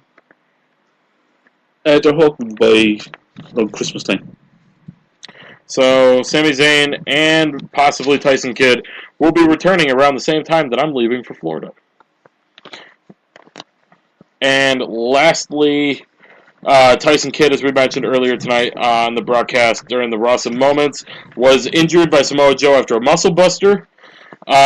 Suffered a spinal cord injury. And could be out, like Wayne said earlier in the broadcast, through Christmas. So some pretty bad news there, WWE and baseball-wise. A little bit of a mixed bag there, kind of. Yankees dodged the bullet. The Mets looking for some kind of life. They just lost their third baseman, had to leave tonight also due to an injury. So now it's kind of sad to see what the Mets are going through right now, given how they started the season. Which, Wayne, they started the season undefeated. Or not undefeated, I'm sorry. They started the season with an 11-game winning streak, the longest winning streak of their team's history. And were one of the best teams in baseball through April. And then lost David Wright, who's the captain of their team and like the main star of their team. And it was basically like the heart and soul of their team, kind of like a... like what LeBron James is. Like what LeBron James is for the Cavs, or what Robin Van Persie. Is it Robin Van Persie? Is that his name? RVP? When he used to play for Arsenal? Yeah. That was kind of an analogy I was going to. I was trying to find a football one, trying to impress you a little bit. David Villa lost for the New York City Football Club, NYCFC. There we go. That one would be a little bit better, a little bit more relevant. We were talking about that earlier today. But, all right, Wayne, let's talk about this for a little bit. NBA Finals. Who do you got winning? I'm actually rooting for Warriors. Attaboy. And it's a good time to be making that call. 8:47 left in the fourth quarter. It is 78-77 Warriors over the Cavs. Like I've been saying all throughout the broadcast, guys, looking like it's going to be a photo finish for sure there in San Francisco. I believe that's where they play, right? Yeah. I actually think this is going to be 4-3 as well. I think this is going to go right down to Game 7. I hope so. And, actually, I don't even hope so. I said it to, I don't know if I said it on the air. I said it to a friend of mine.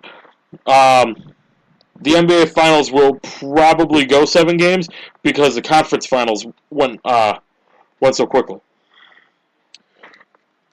Insert conspiracy theory here, but that's my opinion. Conspiracy theorist. Jesse Ventura, if you're looking for somebody to help you, I'm here. Yeah, I hope the Cavs don't win. I'm pretty sure Al will have a stroke if LeBron wins. Shout out to Al, Me Madness on Twitter. Al is around on Twitter. He has resurfaced. He's not available to appear on the broadcast tonight, but he is around. It's gonna be a long series. I know that. I say 6 games. 6 games in the Warriors. So you're calling 4-2, yeah? Yep. I think full hog 4-3. And dare I say it, I think actually Golden State Warriors could come back from a 3-1 down as well. They could. They have the depth. They have the talent. They could do it. Let's dive into a little bit of MMA here, Wayne. Before we get ready to hit a couple more topics here. UFC has partnered with USADA to independently. This is from ESPN. USADA will independently administer multiple year-round unannounced tests to the UFC fighters when the program begins on July 1st. The promotion announced the fighters will be subject to multi-year suspensions for even a first failure under a policy modeled on the World Anti-Doping Agency's code. UFC's goals for this policy is to have the best anti-doping program in all of professional sport.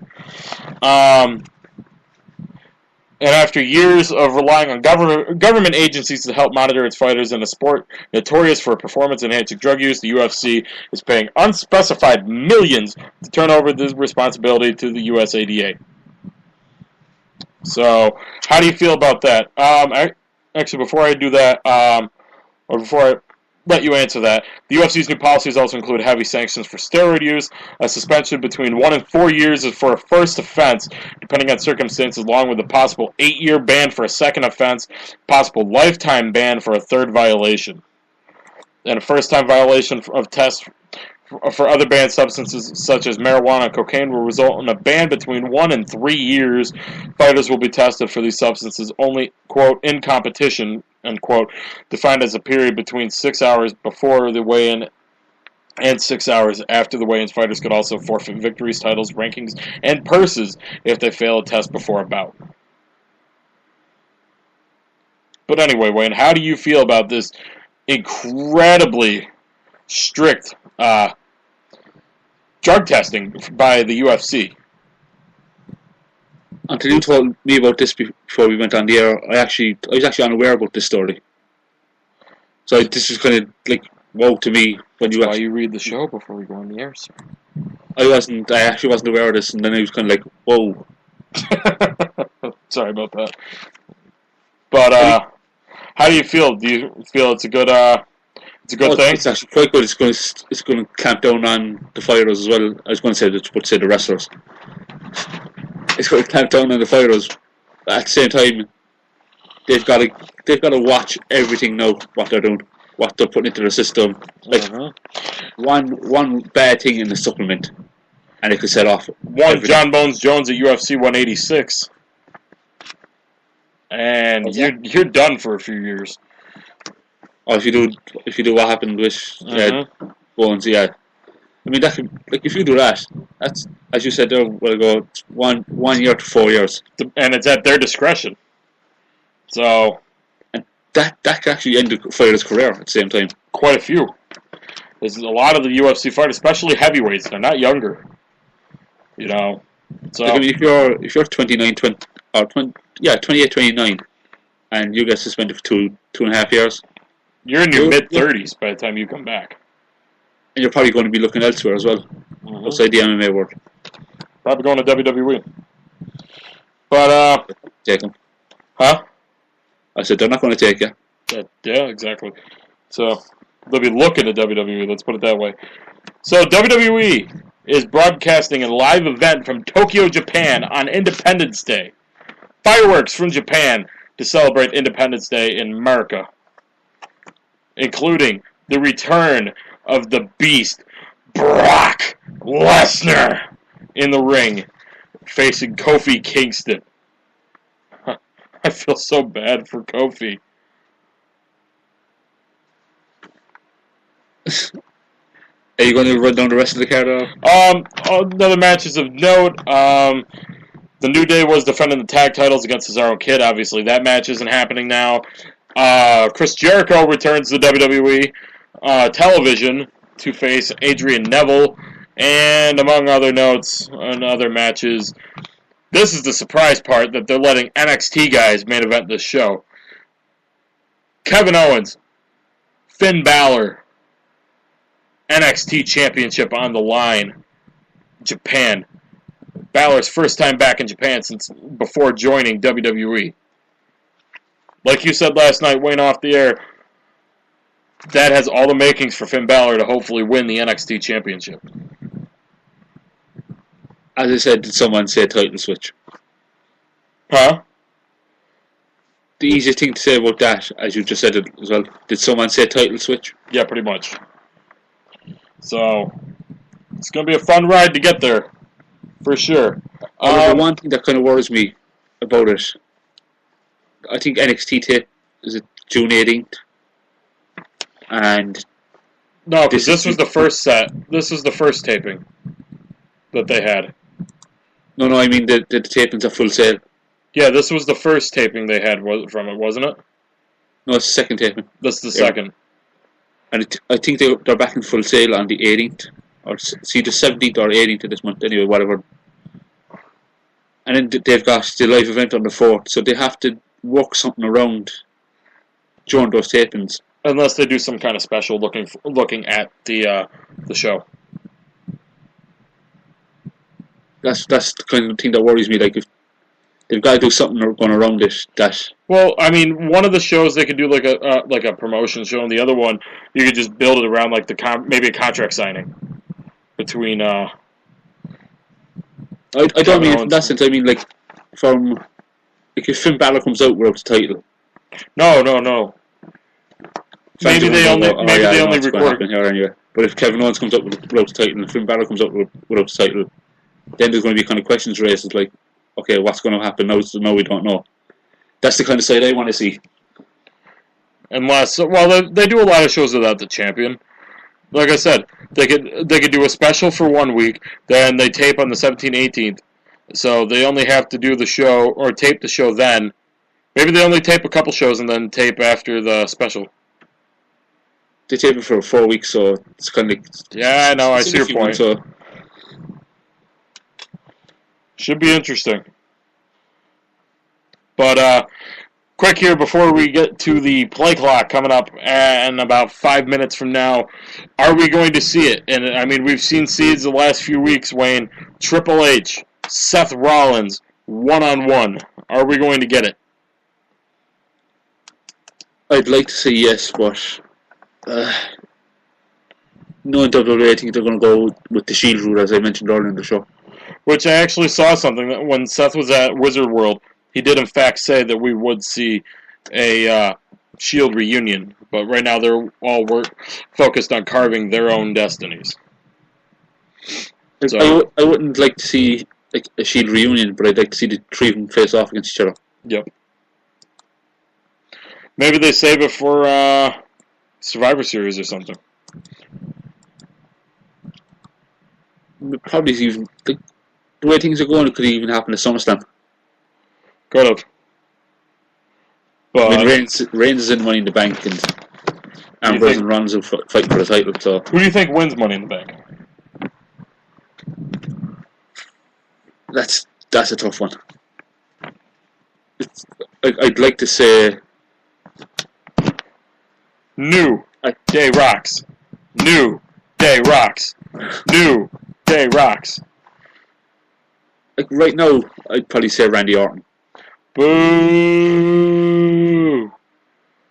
New I know a lot of people probably root for Dolph Ziggler. Day Rocks. New Day Rocks. Like I know a lot of people probably be rooting for Dolph Ziggler, but like, can it happen? Yes. Will it happen? No. That's my opinion. Kofi. I kind of wait to see who else goes in. Well, Kane was announced tonight at SmackDown. Yeah, as I said, I'll wait to see who else goes in. I think Kane will be someone that'll probably end up getting taken out again. If he gets put into it, one person I'd like to see win Money in the Bank is Bray Wyatt. In the words of the late great Paul Bearer. Oh, yes! Just imagine Bray Wyatt holding a championship opportunity. That's all I can just say to you. Bray Wyatt just needs to be the freaking champion. No, but just even let that moment sink in. The fact that Bray Wyatt has a championship opportunity at any time he wants. Given his character, let that sink in. I mean, you could be sitting down on a Monday night, not expecting anything to happen. Seth Rollins is taking on, let's say, just for the sake of things, Seth Rollins is taking on Big E from the New Day. And all of a sudden it's boom, boom. Sister Abigail's hit. I'm here. Ray Cass is in. New champ. Here's your winner and new WWE champion, Bray Wyatt. Please. Like with, as I said, with contenders that are in right now, I think they're probably going to give it to like someone like Randy Orton or Roman Reigns. But if you ask me full on, if I was to put people in, then I would go for Bray Wyatt. Fair enough. But all right, Wayne, I got the clock set. Are you ready? Let's go. It's time to run down the play clock here, guys. Alright, first up on here, the Bulls have fired their head coach, Wayne. Could we see Michael Jordan give up the Hornets and go coach his beloved Bulls? Yeah. It's not happening. Jeff Jarrett and Global Force Wrestling wants Jim Ross and Chael Sonnen for commentary, although neither have officially signed with the company. Of those two, one or the other, or both, do we get them? We're not going to get Jim Ross yet, I think. That's going to be up to Jim Ross. As for Chael Sonnen, he's the expert analyst, so I think he's going to be involved with the show in some capacity. Could we get Mike Tenay in Global Force Wrestling? if his TNA comes to an end, yes. As like no one knows what's going on with these deals, though. Alright, I'll turn this down a little bit so we can still hear it and still hear you. Alright, so take this one, Wayne. Does the USA go too far with FIFA? And on top of that, the president of FIFA has resigned only days after being re-elected. The USA didn't go too far with FIFA. It's the one thing I want to thank the USA for. One and only thing. Put it this way, the USA actually helped save the world of football right now. Was he a bad president? Because in my opinion, like, everything is going on with football at the moment. You can't turn to any news station without seeing something about FIFA. Fair enough. Thankfully, football's been saved. Let's put it that way. To keep things short. That's a good thing. So, well, this was an old topic, but what do you think about the Big Show being held off at WWE TV? When will we see Big Show back? Well, we saw it. Oh yeah, we did. Wow. Short-term memory loss here, folks. And obviously, let me re-ask that question then. Sorry, folks. Live radio. Gotta love it. How do you feel about the return of the Big Show? And did you feel that we might get a babyface turn? The way that was coming along, it actually seemed like it was going to be a babyface turn. And then you could see, like, when he knocked out Barrett, you knew straight away what was happening. Now they're going to go along the lines with Ryback and Big Show. Are you excited for that match? I'd like to see what route they go. But if it was Barrett and Ryback, I'd actually prefer to see that. Put it this way, guys. That's how little Big Show's return mattered. I saw Raw this week, and I still didn't remember. Just speaking, before we kind of move on fast, Ryback and Barrett from Raw was actually quite a great match as well. Yes, it was. Before we move on to the next topic, I got to give myself one. Damn! All right. Cam Newton signs a $100 million deal, Wayne, with the Panthers. Is there a precedent being set right now for the next level of NFL contracts for star quarterbacks? Well, the precedent being set is that they're getting too much money. That's what I was going to ask you. Is this the trend we're starting to see with Ryan Tannehill getting $96 million and now Cam Newton getting $100 million? Talent aside, neither one of these gentlemen have done anything to deserve a combined $196 million over the next few years. Like, it's the same kind of other sports. Like, there's football players, like soccer players, that are on like £325,000. I was going to ask you, what do soccer or football players over there make? Like, there's some players that can make like £50,000 a week, and then there could be other players that'll make like £350,000 a week. Rich fucks. Seth Rollins appears at Wizard World, as I mentioned earlier, and reveals the curb stomp has indeed been banned. Is this why he has since adapted the pedigree? Well, I wouldn't say that it's banned. It's just put to the side, let's say. And yes, that is why he's using the pedigree, and I think he's going to be using other kind of moves just to get like a finishing move going for him. Fair enough. Buy or sell, Hulk Hogan playing a villain in the new movie, or the new Expendables movie? 1996 called. They want their Hollywood Hulk Hogan back. I give you 1995 called. They want their bad Hulk Hogan idea back. And really quick here, TNA tried to re-sign AJ Styles for the Hall of Fame and appear at Slammiversary. Are you surprised? Not really. I love that sound effect. All right, guys. Huh? I said I just got that in. All right, so I'm going to go Tony Reale on these and throw the papers. Okay. So what's new with you, Wayne? What do you got planned up going for the rest of the week? Anything good? Same old, man. Just I might end up going to see something good in the cinema this week. There you go. Like, I want to see Insidious 3, but that's right. That comes out tomorrow. At the same time, I actually like. I haven't even seen what's in the cinema yet. We're last 2 weeks, so I actually don't even know what's in right now, other than Mad Max Fury Road and stuff like that. That's kind of funny. Not funny, but like they're a little obnoxious with it. I was just on Facebook. Somebody put Samoa Joe killed Tyson Kidd. Yeah, pretty much. I get to work tomorrow night. We're head out to Pennsylvania on Saturday because fireworks are now legal in New York State.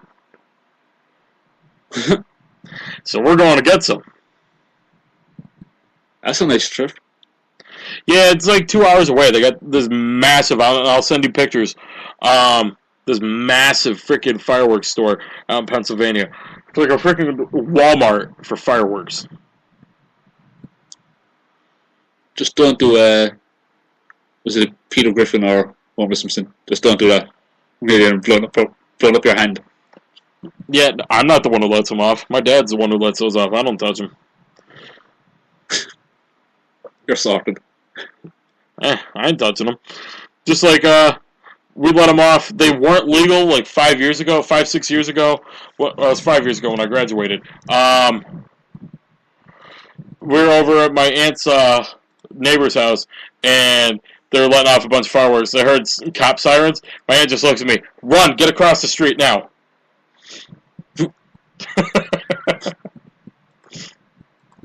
We ain't got no fireworks.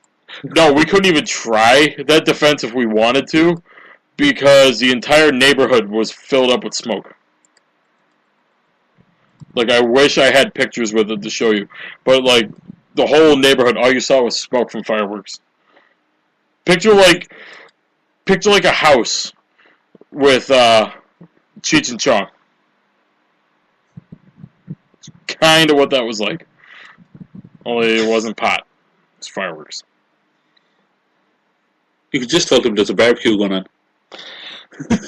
I don't think you grasp how much smoke there truly was. But, well, the good news is, guys, next week I don't have to talk nearly as much because I have it on good authority that the Cuban sensation Alfonso Merriman should be back next week. Stay tuned to Facebook.com/MainEventMadness for that one. Otherwise, we're going to start a new segment on this show called Where in the World is Alfonso Merriman? And I'll try to do like some Photoshop and get like a Where's Waldo look on him. Try to find him. But yeah, as far as I know, he should be back next week. Next week, waiting for the announcement of like that's going to happen. It's like coming now to MainEventMadness.com. It's a brand new game. Where's Al? Coming to MainEventMadness.com. It's Where's Al? Is that better? Like if Foursquare was still around, I don't even know if it still is because I haven't seen that app used in years. That'd have been funny because then you could actually check in to see where Al is. Where in the world is Alfonso Merriman? But no, he should be back next week, and next week we're going to have an exclusive interview with former WWE superstar, current Global Force Wrestling star Chris Mordetsky. It's going to be a short week for Al. No reason why he can't be back next week. We have almost an hour-long interview with Chris Mordetsky next week, guys. It was an awesome interview. Don't even yawn at the amount of time that I said the interview takes, because you know what? It was an awesome interview. Very opening interview, too. Yeah, very well worth listening to. Including some opinions on former WWE co-workers with Mr. Mordetsky. So you guys are definitely going to want to check that one out. And don't miss us the week after that, because we have former TNA star, excuse me, I had a brain fart there, Sanjay Dutt. We have an exclusive interview with him also. We'll have that on the broadcast on June 18th. So, and hopefully by the week of the 18th, we'll have news for you on who else is coming to Main Event Madness, who will be coming next. So, it's going to be fun. We have another short month. In July, we are not going to have a show on July 8th, I don't believe. Or, excuse me, July 9th, I don't believe we're going to have a show. But fingers crossed. Both Matt Brees will be back with us on July 16th. Matt Brees making his triumphant return to Main Event Madness, aside from his cameo back in March in San Jose. And we will have, hopefully, the leader, the mayor of the Bleacher Creatures from Yankee Stadium, Bald Vinny Milano, hopefully on the show with us that week. So, finally found a Thursday where there isn't a Yankee game at Yankee Stadium. So, fingers crossed we'll get him on here. So, short month next month, but a lot of interviews coming, so you guys are definitely going to want to stick with us for that. Like I said at the top of the show, check out maineventmadness.com. It is a gorgeous site. I mean, there really isn't any wrestling site out there, sports site out there that looks like us. There's wrestling news on there, there's sports news on there, there's columns, there's blogs, there's shopping, there's, of course, this very program, Main Event Madness, archives for every show under the Main Event Madness banner we've done, and as well as our old show, we used to do Wrestling 365 on there as well, and coming soon, we're going to have a spot on the page for Evan Ginsberg's Legends TV, which definitely go check that out this Saturday, 11 a.m., madhousetv.net. Check them out on Twitter at madhousetv1, and legendstvnyc.com. I always get his websites mixed up. He's going to kill me one of these days. And, Wayne. Yeah. Possible. I may make my Legends TV debut next month. That's nice. That's going to be live, yeah? Live on Madhouse TV and legendstvnyc.com and madhousetv.net. I gotta hammer out a few more details. I told Evan about it yesterday because we have a standing invitation from Evan for both me and Al to appear on the show, and I actually will be near New York City in July. So fingers crossed. We should. I might be able to swing that. We'll see. Actually, say if the stars align, you might see John on the show. Yes, absolutely. Hit us up on Facebook, facebook.com/Main Event Madness. Follow me on Twitter at John MEM Radio. Follow. You know what? I'm not even going to give him second billing tonight. Follow Wayne on Twitter at WN_net. Follow Al at Al Madness. I should get a recording of him saying that. I don't feel right saying it. Follow MEM analyst Matt Brees on Twitter at MShiz90, MSHIZZ90. And we got a couple other contributors.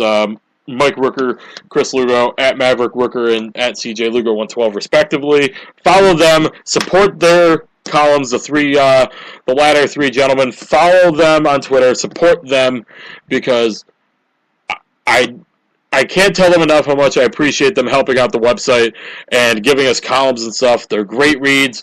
Mike did one about WWE 2K16, some features he'd like to see in that game. Matt did one about the possible downfall of pitching in baseball. And Chris did one about WWE in an off-season. So they were great reads. I mean, you're going to really enjoy them. And hell, check out this podcast and check out those columns at the same time. You guys won't regret it. We'll be back next Thursday night, 9:30 p.m. Eastern. Like I said, Chris Adonis Mordetsky will be with us next Thursday, 9:30 p.m. Eastern, right here, maineventmadness.com. Wayne, thank you very much, sir. It is currently, guys, please follow this man on Twitter at WN_net and really just give some support to this man and show this man some love. It is 4:34 in the morning over in Ireland right now. This man is dedicated, to say the least. This man is tired, to say the least. Yeah, I kind of guessed that the last 20 minutes or so. I was like, wow, he's really not coming out of this as quickly as I thought I was, but neither one of us were. It's been a long night here broadcasting, and guys, it looks like we're heading to overtime. 98-98, all 1 second left in the fourth quarter. in Game 1 of the NBA Finals, head on over to ESPN.com and ESPN to go. Or are they on ESPN? Or no, they're on ABC. I'm sorry. Head over to ABC and see the rest of this game in overtime. That is going to do it for us, guys. I'm exhausted. My throat hurts from talking so much. We got to make it a rule, Wayne. I am not allowed to talk as much as I've had to in the last 4 hours. Too much talking. Especially when you're only used to doing it for 2 hours. That's the joys of doing the show. Huh? That's the joys of doing this show. Joys of doing the show and joys of doing an interview a hell of a lot better than you thought it would be. Than almost being late for a show. Which we almost were. Yeah. But, alright, man. Get some sleep. I'm rambling, which means I'm shutting up. Lord willing, we'll see you back here next week. Have a great rest of your weekend. Great rest of your week. Enjoy. Oh, no. Wait, no. That's next week. I get to say that. I don't get to say it this week. There's no pay-per-view. Good night, everybody. Have a good weekend. Have a good rest of your week. Have a good beginning to your week next week. Good night. Thank you so much for joining us. Miss a part or all of today's show? No problem. Head over to maineventmadness.com where you'll find today's show as well as every show in our history. So once again, for all of us here at Main Event Madness, I'm John Curry. Have a great rest of your day, and we'll see you back here next time. Have a good one, everybody. So long.